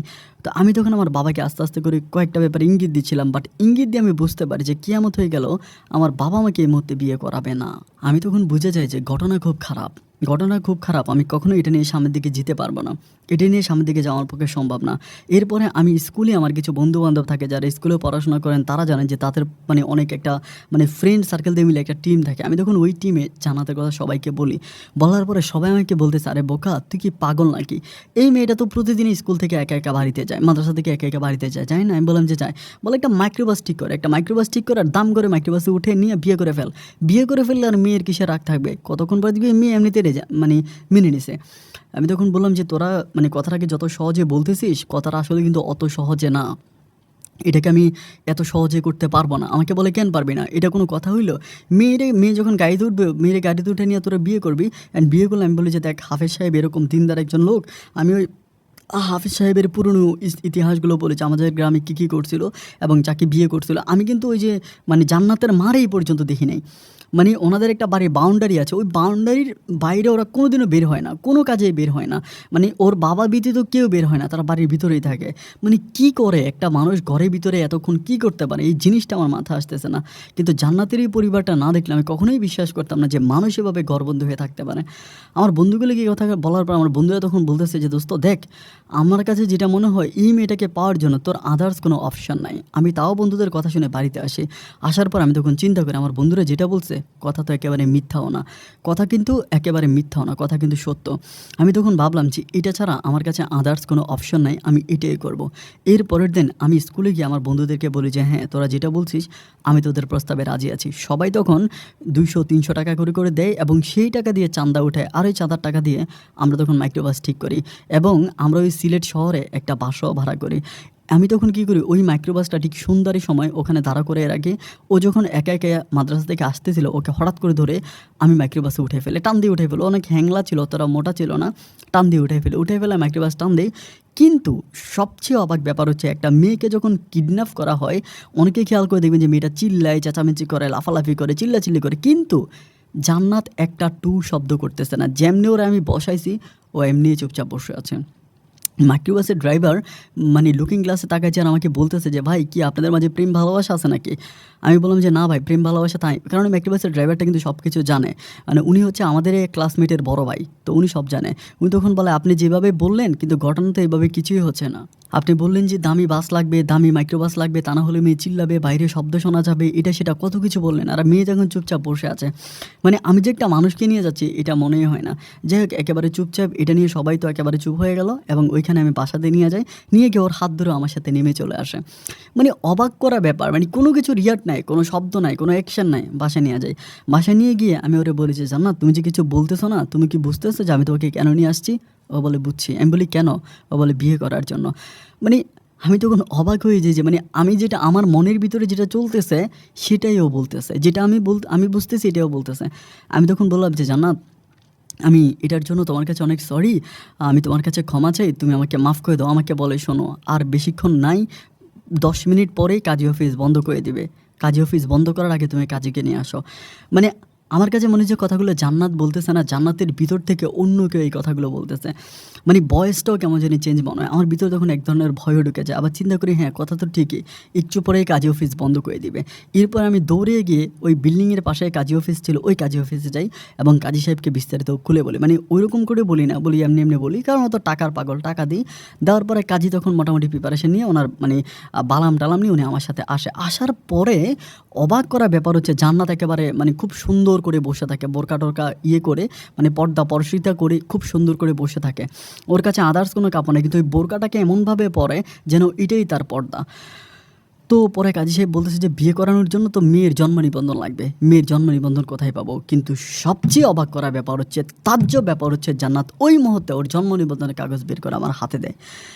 আমি তখন অবাক হয়ে যাই যে ও জন্ম নিবন্ধনের কাগজটা পাইলো কই, এটাও আনলো কোত্থেকে? আরে আমারও তো জন্ম নিবন্ধনের কাগজ নাই, বিয়ে করতে হলে যে জন্ম নিবন্ধনের কাগজ লাগে এটা তো আমি আনি নাই, তো ও জন্ম নিবন্ধনের কাগজ কোথায় পাইলো? কাজী তখন আমাকে বলতেছে ঠিক আছে মেয়েরটা পাইছে, এখন আপনারটা দেন। আমি তখন আমার কাছে জন্ম নিবন্ধনের কাগজ নেই। আমি তখন কাজীকে বাইরে ডাক দিলাম। ডাক দিয়ে বললাম যে, "শোনেন, আমার কাছে জন্ম নিবন্ধনের কাগজ নেই। আপনি যেমনি পারেন কাজটা করে দেন, আমি আপনাকে টাকা দিব।" এরপরে উনি বলে যে, "না, এটা তো হবে না।" অনেকভাবে টাকা ঠুকে দেওয়ার পরেও উনি তখন রাজি হয় না। এরপরে উনি বলে যে, "ঠিক আছে, জন্ম নিবন্ধনের কাগজ যেহেতু নাই আপনার কাছে, আমরা আপনাকে মৌখিকভাবে কলমা পড়াই দিই।" এবং এতে জান্নাত সাথে সাথে রাজি হয় যে মৌখিকভাবে কলমা, এবং সেখানে কোনো কাবিনের টাকা ধার্য হয় না। আমি ওকে মৌখিকভাবে কলমা পড়ে বিয়ে করি। এই পর্যন্ত কিন্তু আমি আমার পরিবার কিংবা জান্নাতের পরিবার কারো সাথে আর কোনো যোগাযোগ রাখি না। বিয়েটা হয়ে যাওয়ার পরে জান্নাত আমাকে বলতেছে যে, "যাও, তুমি কাপড়-চোপড় বা ঠিক করো এবং কী আনবা বাইরে থেকে নিয়ে আসো, বিয়ের সরঞ্জাম।" মানে ও কিন্তু অত বড় মানুষ না, যে ও যে কথাগুলো বলতেছে এগুলো কিন্তু অনেক ম্যাচিউরড বয়সী মেয়েরা বলে। ও কিন্তু অত বড় না, একেবারে পিচ্চি ছোটোখাটো একটা মেয়ে। ওর মুখ থেকে এই ধরনের কথাবার্তাগুলো শোনার পর আমার নিজের কাছে অনেক অবাক লাগে যে, আল্লাহ, আমি কি মানে কার সাথে কথা বলতেছি এত পরিমাণে। যাই হোক, আমি বাইরে থেকে কিছু ফুল-টুল, বন্ধু-বান্ধবগুলো তো আছেই, ওরা বাইরে ঘোরাফেরা করতেছে ওদের মতো। ওরা আমার এই ফুল-টুল যত কিছু লাগে মানে বিয়ের জন্য মোটামুটি যা লাগে ওগুলো আমাকে সব কিছু ওরা ঠিকঠাক করে দেয়। আমি তখন এগুলো নিয়ে আস্তে আস্তে সব কিছু নিয়ে আমি বাসার মধ্যে আসি। আসার পরে আমি আস্তে আস্তে এগুলো নিয়ে ঠিকঠাক করতেছি, যে এগুলা রেডি করতেছি, এবং এরই মাঝে ওই রাতে আমাদের দুজনের বাসরও হয়। এবং আমার কাছে মনে হয় যে ওই রাতটা আমার জন্য এতটাই স্পেশাল ছিল, এতটাই মধুর ছিল, আমার মনে হয় না যে জীবনে আমি কখনো এরকম অন্য কোনো রাত আমি পেয়েছিলাম। এত মধুর একটা রাত কাটলো। কাটার পরে আমি তখন বলতেছি, "জান্নাত, তুমি তো পীর সাহেবের মতো সব কিছু বলে দাও। এখন তুমি আমাকে বলো যে তোমার বাবাকে কেমন করে রাজি করাবো?" ও বলে, "আমার বাবা-মা রাজি হয়ে গেছে, তোমার বাবাও রাজি।" আমি তখন বললাম, "কি? আমার বাবা-মা রাজি, তোমার বাবা রাজি? এগুলো তুমি কেমন কথা বলতেছো? তুমি কি মানে পীর নাকি?" ও বলে, "আমি পীরের মেয়ে, তুমি জানো না? তুমি বাড়িতে যাও।" আমি বললাম যে, "না, এটা কেমন কথা? আমি বাড়িতে যাবো কেন?" ও বলে, "তুমি বাড়িতে যাও, বাড়িতে যাইলে দেখবা যে সব ঠিক আছে।" আমার কথাগুলো হয়তো অনেকে বিশ্বাস করবে না, কিন্তু জান্নাত যখন আমাকে এটা বলে, আল্লাহর এসা হুকুম, আমার আল্লাহ সাক্ষী, আমি তখন জান্নাতের কথা শুনে যখন বাসায় যাই, বাসায় যাইলে আমার বাবা আমাকে বলে, বাবা বাসায় থাকে, বাবা বলে, "জান্নাত কই? জান্নাতকে নিয়ে ঘরে আয়।" বাবার এই কথা শোনার পরে মানে আমি পুরো ঠিক নেই, যেখানে আমার বাবা আমাকে জবাই করে দেওয়ার কথা, যে তুই আমার বন্ধুর মেয়েরে কিডন্যাপ করে নিয়ে গেলি, এটা কি আমাকে জবাই করে দেওয়ার কথা, সেখানে বাবা আমাকে বলে, "জান্নাতকে তুই জান্নাতকে ঘরে আন, খুব ঠান্ডা পাবে।" আমি যখন রাস্তা দিয়ে যাচ্ছিলাম ঠিক ওই মুহূর্তে জান্নাতের বাবার সাথে আমার হাফেজ সাহেবের সাথে দেখা হয়। হাফেজ সাহেবকে দেখে আমি আরেক দিকে দৌড় দিয়েছি। হাফেজ সাহেব আমাকে বলে, "আব্বু শোনো, মারবো না, আমার কথা শোনো।" আমি তখন দাঁড়াই। পরে বলতেছে, "জান্নাতের সাথে বিয়ের কাজটা কমপ্লিট হয়েছে?" আমি বললাম যে, "হ্যাঁ, বিয়ের কাজ আব্বু কমপ্লিট হয়েছে।" এটা বলে আমার পা ধরে সালাম করি। উনি তখন আমার হাতে 5,000 টাকা দেয়, ওনার পকেট থেকে বের করে 5,000 টাকা দেয়, বলে, "কিছু মিষ্টি এটা সেটা নিয়ে তুমি জান্নাতকে নিয়ে আজকের ভিতরে বাড়িতে আসো।" আমার তখন এই কথাগুলো শুনে আমার শরীরের পশমগুলো দাঁড়িয়ে যায়। আমি তখন চিন্তা করতেছি, ওমা, এটা কি? জান্নাত আমাকে বলতেছে যে সবাই রাজি, কিন্তু বাড়িতে আসার পরে আমি দেখলাম আসলেই ঠিক। মানে জান্নাত যেটা বলল প্রত্যেকটা কথা অক্ষরে অক্ষরে পালন হয়ে গেল। মানে সবাই কথাটা মেনে নিল, এবং সবাই খুব সহজেই এই প্রস্তাবটাতে রাজি হলো। আমার ভিতরে তখন ভয় ঢুকেছে, আল্লাহ, আমি কাকে বিয়ে করলাম? আমি তখন আবারও যাই, ওর ওখানে গিয়ে আমি ওর দিকে তাকিয়ে বলতেছি, "জান্নাত, আমি আসলে কাকে বিয়ে করলাম?" ও বলে, "কেন, আমাকে?" আমি বললাম, "তুমি কে?" বলে, "যাকে তুমি কিডন্যাপ করে এনেছো।" আমি তখন বললাম যে, "মানে তুমি কিভাবে জানলা যে বাসায় গেলে আ তোমার বাবা-মা, আমার বাবা-মা সব মেনে নিবে? এটা তুমি কিভাবে জানলা?" ও বলে, "কারণ তোমার বাবার সাথে আমার বাবার অনেক ভালো বন্ধুত্বপূর্ণ সম্পর্ক। আর তুমি যে আমাকে রাস্তায় বিরক্ত করো, এইটা আমি সবসময় আমার বাবার কাছে বলতাম।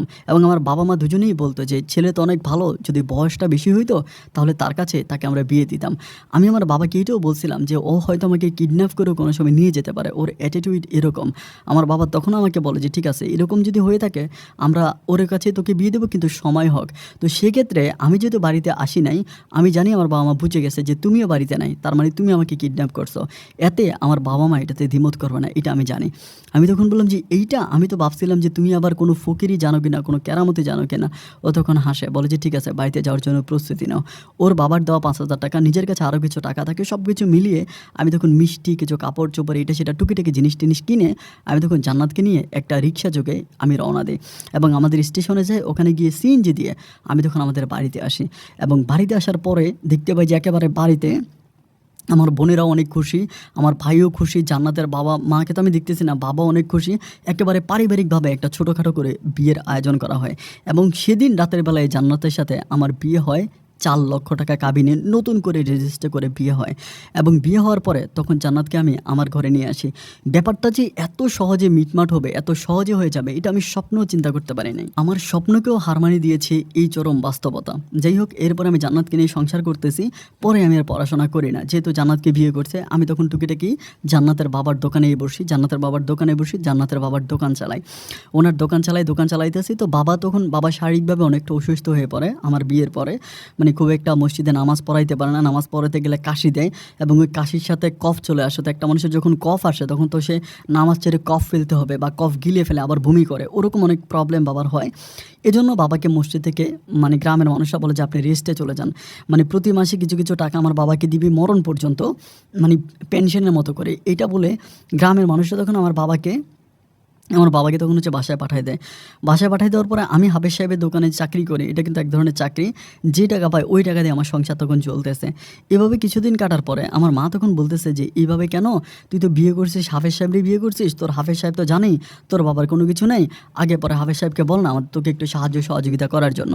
এবং আরেকটা ব্যাপার এখানে কিন্তু খেয়াল আছে, হাফেজ সাহেব কিন্তু বিয়ের সময় বারবার আমার বাবা মাকে বলছিল যে দেখেন আমি কিন্তু আমার মেয়েকে কিছুই দিতে পারবো না, আমার মেয়েটাকে ছাড়া আপনার কিছুই পাবেন না, আমার যে জায়গা সম্পত্তি আছে, আমার যে দোকানপাট আছে, আমি মৃত্যুর পরে আমি সব কিছু মসজিদের নামে দান করে যাব, মসজিদে দিয়ে যাব, আমি কিন্তু আপনাদেরকে কিছুই দেবো না।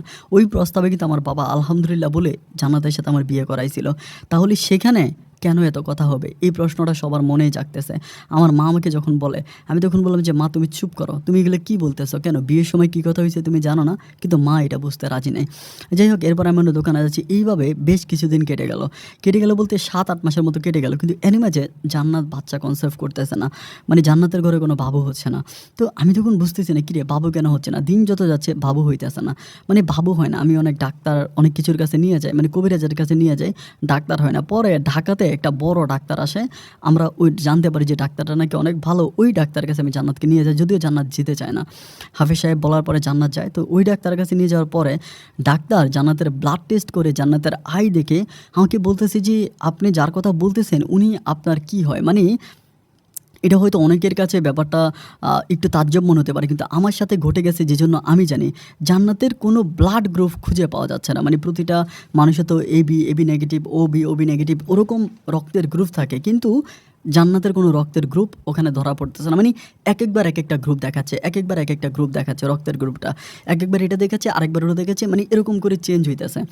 ডাক্তার তখন ভীষণ অবাক হয়ে যায়। এর আগে কিন্তু আমার ব্লাড টেস্ট করাই নেই, এমনি টুকিটাকে ডাক্তার দেখে ওষুধ খাওয়াইছিলাম। তো পরে ডাক্তার আমাকে বলতেছে এটা কি মানুষ, ওনার রক্তের মাঝে আমরা বলতেছি, মানে উনি বলে যে ডাক্তার বলে যে সাপের কণিকা আছে। মানে সাপের ব্লাড আর মানুষের ব্লাডের মাঝে কিন্তু অনেক পার্থক্য আছে। সাপের ব্লাড কিন্তু অনেক ঘন হয় এবং এটাও কিন্তু মানে অনেক সবসময়, মানে আপনি যদি প্রচণ্ড গরমও সাপের রক্ত রাখেন, সাপের রক্ত কিন্তু ঠান্ডা থাকবে, একদম বরফের মতো ঠান্ডা থাকবে, সাপের রক্ত সবসময় ঠান্ডা থাকে। তখন ওই ডাক্তার বলতেছে যে আমার কাছে মনে হয় না যেটা কোনো মানুষের রক্ত। জান্নাতের সাথে ডাক্তার অনেক কথা বলে এবং ডাক্তারের প্রত্যেকটা কথাই জান্নাত রিপ্লাই করে, কিন্তু ডাক্তার ওইটা কিছুই বুঝতে পারে না। আমার ফোন নাম্বারটা নিয়ে ডাক্তার তখন আমাদেরকে ছেড়ে দেয়। আমি যখন বাড়িতে আসি, বাড়িতে আসার পরে এই ঘটনাগুলো আমি আমার মায়ের কাছে বলি। আমার মা তখন আমাকে বলতেছে তুই কি পাগল নাকি, এগুলো কী বলতেছিস, এগুলো বিশ্বাসের কথা নাকি? আমি বললাম মা বিশ্বাসের কথা নিয়ে তুমি জান্নাতকে জিজ্ঞেস করো, মায়ের সাথে জান্নাতের সম্পর্কটা খুব একটা ভালো না, এই জন্য মা জান্নাতের সাথে কথা বলে না। আমি তখন বললাম যে মা সত্যি ডাক্তার এটা বলছে, আমার বাবাকে বলছে, বাবা কিছুটা বিশ্বাস করলো, মাকে বিশ্বাস করাতে পারি না। কিছুদিন পরে 1 সপ্তাহ পরে ডাক্তার আমাকে আবার ফোন করে আমাকে বলে যে আপনি যদি অনুমতি দেন আপনার ওয়াইফকে আমরা অস্ট্রেলিয়াতে নিয়ে যাব, আপনার ওয়াইফের যে বাচ্চা হয় না ওই বাচ্চার জন্য আমরা ট্রিটমেন্ট করব এবং আপনার ওয়াইফের বডির উপরে আমরা অন্য একটা রিসার্চ করব। এটা ডাক্তার আমাকে ফোন করে বলে, এত বড় মাপের ডাক্তার। তো আমি তখন বললাম যে আমার বউয়ের উপরে বডিতে রিসার্চ করবেন, মানে আমার বউয়ের কোনো সমস্যা হয়েছে, কিছু হয়েছে? উনি বলে যে না, আমরা তার বডির উপরে রিসার্চ করব, কারণ তার ব্লাডের ভিতরে আমরা মিশ্রিত ব্লাড পেয়েছি। মানে একটা মানুষের তো আসলে এক ধরনের ব্লাড হয়, তাই না? কিন্তু তার ব্লাডের ভিতরে মিশ্রিত ব্লাড। তো আমাকে বলতেছে যে আপনি তাকে নিয়ে আসেন, আমরা তাকে ওভাবে নিয়ে যাব। এরপরে আমি এই কথাটা জান্নাতকে বলি।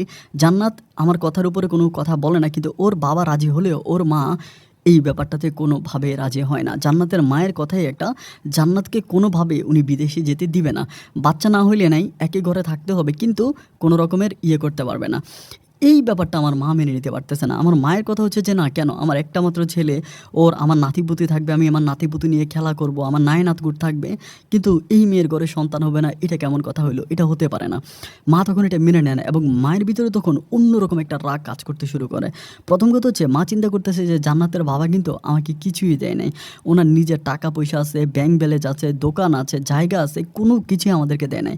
আমাদের পরিবারটা কিন্তু ওই সময় খুব কষ্টে চলতেছে। আমার যে ছোট 2টা বোন, ছোট ভাই, ভাই, আমি, আমরা সবাই কিন্তু বড়, এরপরে জান্নাত, আমার মা বাবা, মানে আমার চাকরির উপরে চলতেছে, মানে আমরা 3 বেলায় 3 বেলা খাবারও খেতে পারি না। কিন্তু জান্নাতের বাবার টাকা পয়সার অভাব নাই, ওনার কিন্তু অনেক টাকা পয়সা, বাট উনি আমাদেরকে কোনো টাকা টুকা দিতেছে না।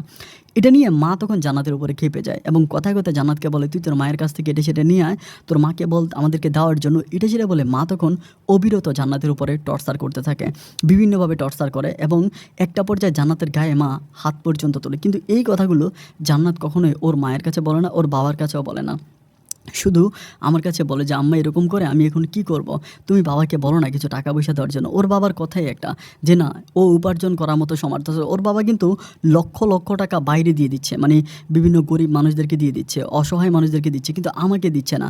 আমার প্রশ্ন হচ্ছে, আমিও তো অসহায়, আমার বাবা অসুস্থ, ওর ওর বাবার কথা একটা যে আমার উপার্জন করার ক্ষমতা আছে, আমি উপার্জন করতে পারি, দিচ্ছে না।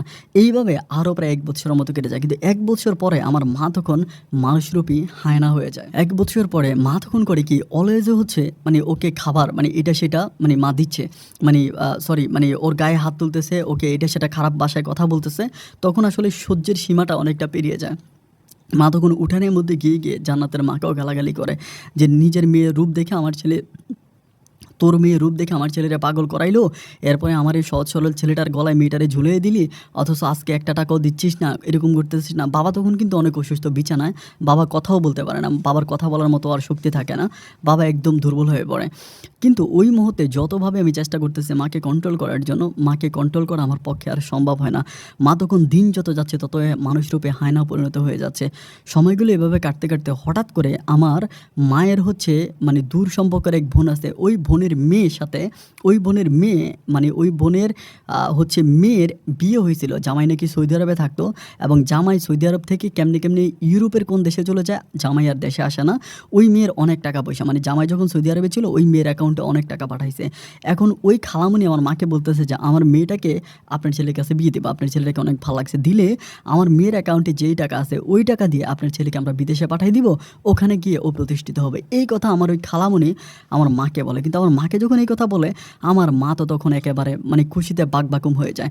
মা তখন বলতেছে যে ফকিন্নির বাচ্চার লগে তুই সংসার কেন করবি, ওর সাথে তোর সংসার করার কোনো দরকার নাই, কোনো প্রয়োজন নাই, তুই ওর সাথে সংসার বন্ধ কর, বন্ধ করে তুই চলে, আমি তোকে বিদেশে পাঠাবো। এবং বিদেশে এমনি এমনি মা আমাকে এগুলো বলে। আমি তখন কী করবো, আমি তখন বলি যে না মা, আমি ওকে বিয়ে করছি, বা ওকে তো আমি ইচ্ছে করে বিয়ে, ও তো আমাকে ইচ্ছে করে আমার কাছে বিয়ে বসে নাই, আমি ওকে কিডন্যাপ করে বিয়ে করছি, এরপরে তুমি এগুলো কেন বলতেছো? এই কথাগুলো আমি তখন কী করলাম, আস্তে আস্তে ওর বাবাকে বলতে শুরু করি, মানে আগে পরে ওর বাবাকে এটা সেটা বলতে শুরু করি যে এমন এমন ঘটনা, আর জান্নাতের মা তো আমাকে এমনি নিয়ে যাচ্ছে, বা এটা সেটা করবে, এটা সেটা করবে, অনেক কিছু বলি।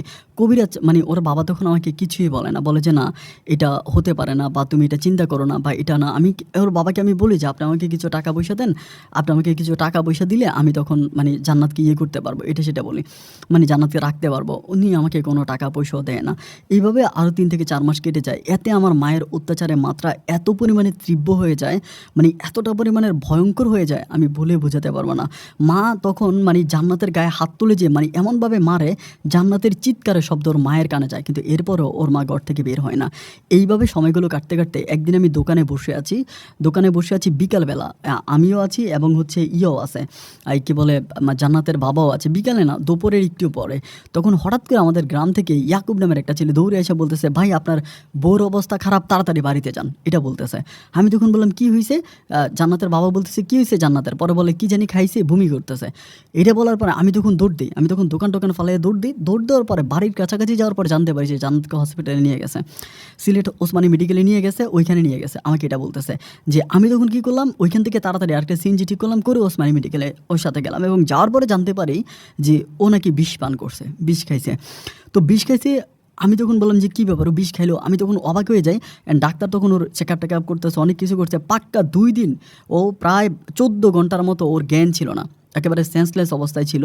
ডাক্তার শুধুমাত্র স্যালাইনের মাধ্যমে নিঃশ্বাসটা রাখে। 14 ঘন্টা পর, 14 আওয়ার্স পরে ওর জ্ঞান ফিরে আসে, ওর সেন্স ফিরে আসে। যখন সেন্স ফিরে আসে তখন ডাক্তার খুব অবাক হয়ে বলে যে এই মেয়েটা যে সেন্স ফিরে আসবে আমরা এটা স্বপ্নেও চিন্তা করতে পারি না, আল্লাহ নিপুণতে মেয়েটাকে বাঁচাইছে। এরই মাঝে আমি মাকে জিজ্ঞেস করি যে মা জান্নাত বিষ খেলো কেন? আমার মা বলে ও বিষ কেন খাইছে আমি কি করে বলবো।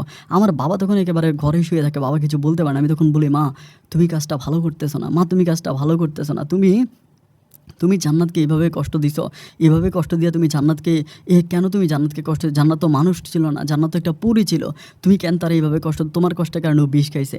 যাই হোক, জান্নাত ওখান থেকে সুস্থ হয়। 1 সপ্তাহ পর আমরা জান্নাতকে নিয়ে বাসায় আসি। বাসায় আসার পরে মা তখন একটুখানি ঠান্ডা একটু সফট হয়। এরপরে আমি জান্নাতকে আস্তে আস্তে জিজ্ঞেস করেছি, জান্নাত আমার কাছে তুমি সত্য কথা বলো, ঘটনাটা কি, কী হয়েছে, মানে মিথ্যা কথা বললো না, মা তোমার তুমি কেমন বিষ কেন খাইলা। ওই জান্নাত তখন আমাকে বলতেছে, আমি বিষ খাই নাই, আমাকে বিষ খাওয়ানো হয়েছে। আমি বললাম মানে? ও বলে আমি আর কিছু বলতে পারবো না। আমি বলি কে, আমার মা খাওয়াইছে? বলে না। আমি বললাম কে খাওয়াইছে? বলে কেউ একজন খাওয়াইছে, নামও কিন্তু বলে না। আমি তখন বুঝতে পারি যে আমার মা এই বিষটা খাওয়াইছে। পরে আমি যে একটা ছিল, আমার ভিতরের রাগ তখন আমি আর কন্ট্রোল করতে পারি না। কন্ট্রোল না করতে পারি আমি আমার মায়ের গায়ে অত্যাচার, মায়ের গায়ে হাত তুলি, মাকে মারতে শুরু করি এবং মায়ের উপর আমি টর্চার শুরু করি যে আমি নিজে টাকা দিয়ে আমি খাওয়াই, আমি পড়াই, আমার বউয়ের গায়ে তুমি হাত দিবা, এটা তো হতে পারে না। তুমি আমার বউকে কেন মারবা, আমার বউকে তুমি বিষ খাওয়াইছো। এটা নিয়ে তখন মা আর ছেলের মাঝে তুমুল পরিমাণ ঝগড়া চলতে থাকে। কিন্তু ওই মুহূর্তে জান্নাত কী করে, আমার মায়ের সাপোর্ট নিয়ে নেয়। আমার মায়ের সাপোর্ট নিয়ে জান্নাত আমার সাথে গালাগালি করে, আমার সাথে খারাপ আচরণ করে যে তুমি কেন মাকে বকা দিচ্ছ, তুমি কেন মাকে এটা বলতেছো। মা ঠিক আছে, আরে আমি তো তোর জন্যই মায়ের সাথে ঝগড়া করতেছি, তুই কেন আবার আমার সাথে এরকমটা করবি। তখন শুরু হয়ে যায় পারিবারিক যুদ্ধ, মানে যেটাকে বলে ফ্যামিলি ক্রাইসিস। আমি ওই ফ্যামিলি ক্রাইসিসের পরে আমি তখন জান্নাতের গায়ে পর্যন্ত হাত তুলি, মানে মাথা পুরো পাগল হয়ে যায়। একদিক থেকে মা এমন, ওদিক থেকে বাবা এমন, দোকানে চাকরি করি, যে টাকা বেতন পাই সংসার চালাতে পারি না, শ্বশুরকে বলি কয়টা টাকা দেওয়ার জন্য, শ্বশুরও কোনো টাকা দেয় না। এমতো অবস্থা আমি জান্নাতের গায়ে হাত তুলি। হাত তোলার পরে জান্নাত আমাকে কোনো কিছু বলে না, আমি নিজে ওর বাবার কাছে বলি যে আমি জান্নাতের গায়ে হাত তুলছি, এটা সেটা বলি। বলার পরে কোনো কিছু হয় না। জান্নাতের বাবা তখন আমাকে বলতেছে, তুমি একটা কাজ করো, যেহেতু তুমি জান্নাতকে বিয়ে করছো, কোনো সমস্যা নাই, তুমি আরেকটা বিয়ে করো। এই অনুমতিটা জান্নাতের বাবা আমাকে বলে যে তুমি সন্তানের জন্য আরেকটা বিয়ে করো, একটা সন্তান হলে তোমার বাসায় আর কোনো প্রবলেম হবে না। আমি তখন বললাম যে আপনি আমাকে বিয়ে করার অনুমতি দিচ্ছেন? আমি বললাম আমি তোমাকে বিয়ে করার অনুমতি দিচ্ছি, তুমি বিয়ে করো। আমি যখন জান্নাতকে বললাম, জান্নাত তখন আমাকে বলতেছে যে না, তুমি বিয়ে করো না। জান্নাত আমাকে বিয়ে করার অনুমতি দেয় না, ওর বাবা দেয়। এবং ওর বাবা আমার মাকেও বলে। এটা যখন আমার মাকে বলে, আমার মা তো তখন পাইছে, ওই যে ওনার বোনের মেয়ে আছে, ওই বোনের মেয়ের সাথে মা তখন কথা বলে, কথা বলে ওই বোনের মেয়েকে আমাকে বিয়ে করাবে এবং সেই টাকা দিয়ে আমাকে বিদেশে পাঠিয়ে দিবে, জান্নাতের সাথে আমার সম্পর্ক রাখবে না। জান্নাত বারবার বলতেছে যে না তুমি বিয়ে করো না, কিন্তু ওর বাবা বলতেছে না তুই বিয়ে কর। ওর বাবার কথায়, আমার মায়ের কথায় তখন আমি কি করি, আরেকটা মেয়ে আছে যার নাম হচ্ছে, ওই যার কথা বললাম ওই মেয়েটার নাম সালমা, আমি ওই সালমাকে বিয়ে করি, যে সম্পর্কে হয় আমার খালাতো বোন। পারিবারিকভাবে হচ্ছে অনেক ধুমধাম করে, অনেক আয়োজন করে, অনেক কিছু করে ওই মেয়েটার সাথে আমার বিয়ে হয়। বিয়ে হবার পরে যেদিন বিয়ে হয়, তার যেদিন বাসরঘর হবে সেদিনে জান্নাতকে করে তার মায়ের কাছে চলে যায় এবং তার মায়ের কাছে গিয়ে জান্নাত আর আমাদের ঘরে আসে না। প্রায় 5 থেকে 6 দিন কেটে যায়, জান্নাত আর আমার ঘরে আসে না। 5-6 দিন পরে আমি হঠাৎ করে জানতে পারি যে জান্নাত আমাকে ডিভোর্স করেছে।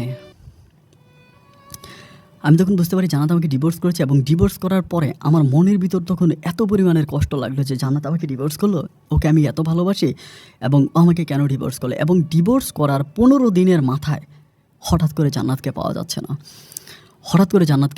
না। ওর বাবা মা সবাই জান্নাতকে খুঁজতেছে, জান্নাতকে কেউ আর পায় না। ওর বাবাও পায় না, মাও পায় না। এলাকাতে মাইকিং, পত্রিকায় নিউজ, এরপরে মানে বিভিন্ন জায়গায়, সিলেটের এমন কোনো গলি নেই যেখানে জান্নাত নিখোঁজের মানে বিজ্ঞপ্তি দেওয়া হয় নাই।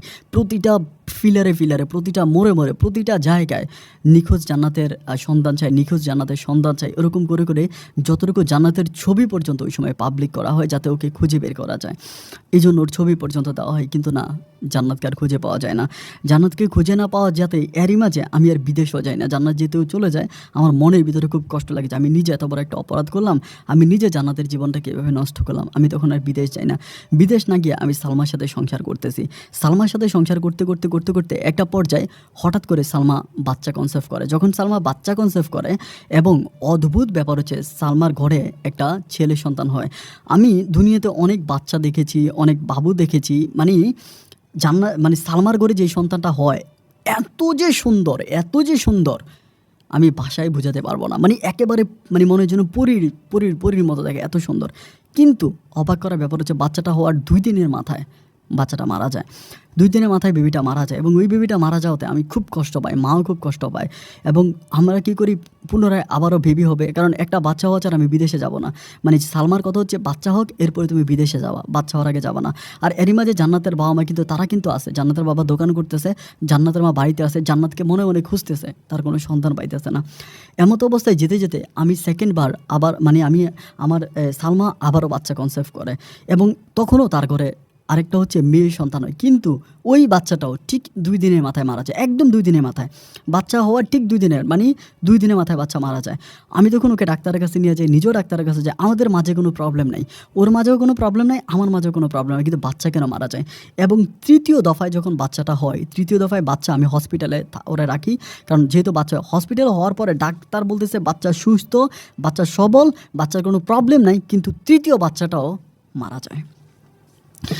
তৃতীয় বাচ্চা যখন মারা যায় তখন সালমার মা এই ব্যাপারটা নিয়ে চিন্তা করে যে সম্ভবত জান্নাতের কোনো অভিশাপ আমার উপরে আছে, এই জন্য সালমার বাচ্চা কোনো দিন বাঁচবে না। এইটা ভেবে সালমার মা তখন সালমাকে আমার কাছ থেকে নিয়ে যায় এবং বিদেশে নিয়ে যাবে, টাকা দিবে, এগুলো কোনো কিছুই করে না, বরং উল্টা ওই বিয়েতে আমাদের আরও লক্ষ লক্ষ টাকা খরচ হয়। ওকে 3বার বাচ্চা হয়েছে, ওকে রাখছি, কোনো কিছুই হইল না, ওকে নিয়ে গেল। মা তখন আস্তে আস্তে ডাউনের দিকে যেতে শুরু করে। মা তখন বলে এটা আমি কী করলাম? মা তখন তার নিজের ভুলটা বুঝতে পারে। এরই মাঝে মা এবার নিজেও জান্নাতকে এলাকাতে এলাকাতে এলাকাতে এলাকাতে খুঁজতে শুরু করে, কিন্তু জান্নাতকে আর কোথাও পাওয়া যায় না। এরকম করতে করতে আমার মা তখন চিন্তা করতেছে সালমার মাঝে এই সমস্যা ছিল, তুই আবারও বিয়ে কর, আমাকে আবারও আমার পরিবার বিয়ে করার জন্য প্রেশার দিচ্ছে। আমি তখন বললাম যে আমি একটা মানুষ কয়টা বিয়ে করব? তখন আরেকটা মানে খুবই গরিবের একটা মেয়ে, ওর বাবা রিক্সা চালায়, দিনদার, নামাজ পড়ে, ইমানদার, ওই রকম একটা মেয়ে, অবিবাহিত একটা কম বয়সী মেয়েকে আমার মা বিয়ে করার, ওই মেয়েটার নাম হচ্ছে গিয়ে রুমাকে আমাকে বিয়ে করায়। আমি রুমাকে বিয়ে করি এবং রুমাকে বিয়ে করার পরে আমি রুমার সাথে সংসার করতেছি, সব কিছুই ঠিক আছে, কিন্তু আল্লাহর এসা হুকুম ঠিক রুমার ঘরেও সন্তান হয় এবং ফুটফুটে নবজাতক শিশু হওয়ার 2 দিন পরে বাচ্চা মারা যায়। ঠিক 24 ঘন্টা, মানে 48 ঘন্টার মধ্যে বাচ্চা মারা যায়। 48 ঘন্টার মধ্যে মারা যাবে, 48 ঘন্টার উপরে বাঁচতেছে না। আগে 3টা বাচ্চা এবং রুমার ঘরের বাচ্চাটাও। তখন আস্তে আস্তে এই কথাগুলো এদিক সেদিক বিভিন্ন মানুষের কাছে ছড়াচ্ছে। প্রথম বাচ্চাটা নষ্ট হওয়ার পরে রুমা আর রিক্স না নিয়ে রুমা নিজেই আমাকে, সালমা যেভাবে চলে গেছে ঠিক একইভাবে রুমও আমাকে ছেড়ে চলে যায়। এরপর থেকে পুরো গ্রামের ভিতরে আমার নামের উপরে মমতা শুরু হয় এবং আমি আর বিয়ে করতে পারি না। আমার জীবন থেকে প্রায় 3টা বছর কেটে যায়, আমি আর বিয়ে করি না। আমি রাস্তার মধ্যে পাগলের মতো জান্নাত বলে কান্না করতে থাকি, আমি জান্নাতকে কোথাও পাই না। 2020 সালে আপনারা হয়তো অনেকেই জানেন যে বাংলাদেশে একটা বিশাল রকমের ভাইরাস এসেছিল এবং ওই ভাইরাসের সমস্ত কিছু বন্ধ ছিল। আমি ওই ভাইরাসের পুরোটা সময় জুড়ে হযরত শাহজালাল সাহেবের মাজারে ছিলাম। আমি মাজার থেকে বের হই নাই, আমি মাজারেই ছিলাম। আমার স্পষ্ট মনে আছে, আমার কথাটা জানি না কে বিশ্বাস করবে আর কে করবে না, আমার আল্লাহ সাক্ষী। আমি একদিন তাহাজ্জুদের নামাজ পড়ার জন্য উঠেছিলাম। আমি তাহাজ্জুদের নামাজ পড়বো, অজু করে তাহাজ্জুদের নামাজ পড়ে আমি কি করি, তাহাজ্জুদের নামাজটা পড়ে একটু বের হই বাইরে হাঁটার জন্য। তো আমি যেখানে বের হই ওই দিকে মহিলা প্রে আছে, মানে ওই সময় এই জায়গায় মহিলারা নামাজ পড়তো, যেহেতু মানে করোনা ভাইরাস ছিল। মহিলা বলতে কোন মহিলা, মানে ওখানে যারা কাজ করে, মানে যারা থাকে মহিলাদের মসজিদ যারা দেখে বা মহিলা যারা এখানে কাজ করে তারা। আমি তখন ওইদিকে হঠাৎ করে নজর করে, আল্লাহর কি হুকুম, আমি হঠাৎ করে ওইখানে জান্নাতকে দেখতে পাই এবং স্পষ্ট দেখতে পাই যে জান্নাত ওখানে দাঁড়িয়ে আছে, একটা সাদা কাপড় পরে আমার দিকেও তাকিয়ে আছে, একেবারে স্পষ্ট তাকিয়ে আছে। আমি দেখার পর এইভাবে দৌড় দিয়া মহিলার এরিয়াটা, মানে এখানে কিন্তু নিচে নামতে হবে, নিচে নেমে তারপরে যেতে হবে। এখানে ছোটো পাহাড়ের মতো আছে, নিচে নাইমা ওই পাহাড়টা পার হওয়ার পরে আমি ওখানে গিয়ে আরও 5-6 জন মহিলা দেখতে পাই, ওকে দেখতে পাই না। তখন বাকি মহিলাগুলো আমার উপরে খেপে যাই, আপনি মহিলা মসজিদে ঢুকছেন কেন, আপনি এখানে আসছেন কেন, আমাকে ধমকাধমকি করে। আমি তখন ওখান থেকে বেরিয়ে যাওয়ার পরে আমি আর জান্নাতের কোনো সন্ধান পাই না। আমি একেবারে স্পষ্ট দেখেছি। অনেকে বলবে যেটা হ্যালুসিনেশন হতে পারে বা অবাস্তব কিছু হতে পারে। আমি প্রায় পাক্কা 2 মিনিটের মতো ওর দিকে তাকাইছিলাম, ও আমার দিকে তাকাইছিল। এইভাবে দেখার পরে আমি দৌড়ে গেলাম, ওকে পাইলাম না। যাক, 2020 সালের পরে আজকের এই মুহূর্ত পর্যন্ত আমি কয়েকদিন পরে জান্নাতকে স্বপ্নে দেখি এবং স্বপ্নে আমি দেখতে পাই যে জান্নাত উঠতেছে, জান্নাত আমার সামনে আসতেছে, জান্নাত বসতেছে, আমার সাথে কথা বলতেছে। আমি বিভিন্ন ব্যাপার জান্নাতের সাথে শেয়ার করি। আমি সবসময় বলি যে আমি জান্নাতকে বলবো যে জান্নাত তুমি আমার লাইফে ফিরে আসো, কিন্তু এইটা আমি বলতে পারতেছি না। আজ জান্নাতের বাবা অনেক বয়স্ক হয়ে গেছে, ওনার যে ব্যবসার যে দোকানটা, ওই দোকানটা উনি প্রায় আমাকেই দিয়ে দিছে। ওনার ওই জান্নাতের বাবার ব্যবসা প্রতিষ্ঠানটা আমিই দেখতেছি, আমি সব কিছু করতেছি। এখন জান্নাতের বাবাও প্রায় ঘরের ভিতরেই বসে গেছে। আমি আর বিয়ে করি না, এমনভাবেই চলতেছে। জান্নাতের বাবা আমার জন্য দোয়া করে আমি হয়তো ভালো হব। সবাই বলে জান্নাত মরে গেছে, কিন্তু আমি বলি না, আমার জান্নাত মরে নাই। আপন ভাই, আমি আজকে আপনার কাছে এই কথাগুলো বলার আমার একটাই উদ্দেশ্য, আমি তো কোনো অন্যায় করি নাই, আমি তো কোনো অপরাধ করি নাই। তাহলে আল্লাহ আমাকে এমন শাস্তি ভাই কেন দিল? কেন আমার জীবন থেকে জান্নাতকে কেড়ে নিল? কেন আমার জীবনটাকে এভাবে নষ্ট করলো? আজ আমার কাছে কোনো মানুষ বিয়ে বসতে রাজি হচ্ছে না। যে জান্নাত চলেই গেছে, সেই জান্নাত কেন একটা পলকের জন্য আমার সামনে আসলো? এবং কেন প্রায় প্রতিদিন আমি তাকে রাতের বেলায় স্বপ্ন দেখি? আমি এটা থেকে কিভাবে বের হতে পারি? আপন ভাই, আপনি প্লিজ আমাকে একটা বুদ্ধি দেবেন। আপনি অনেক ভালো থাকবেন ভাই। আসসালামু আলাইকুম। আর এটা আমার ফোন নাম্বার, আমি সিলেটেই আছি, যদি পারেন আমার সাথে যোগাযোগ করবেন। ধন্যবাদ।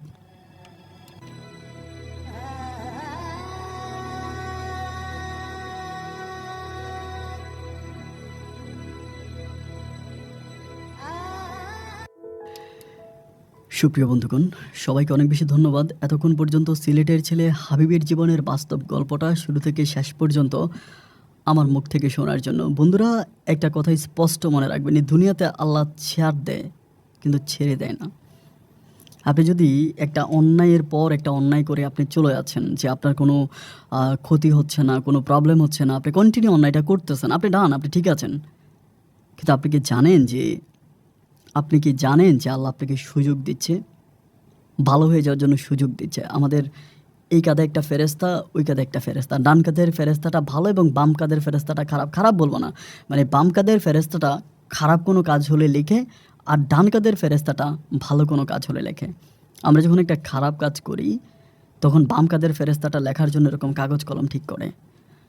বাম কাঁধের ফেরেস্তা, ডান কাঁধের ফেরেস্তা তখন বাম কাঁধের ফেরেস্তাটাকে বলে, এই শোন শোন, লিখিস না, বন্ধ রাখ, একটু দেখি না ভালো কাজ করে কিনা, একটু দেখি না ভালো কাজ করে কিনা, একটু দেখি না ভালো হয় কিনা। বাম কাঁধের ফেরেস্তাটা ডান কাঁধের ফেরেস্তাটাকে বলে।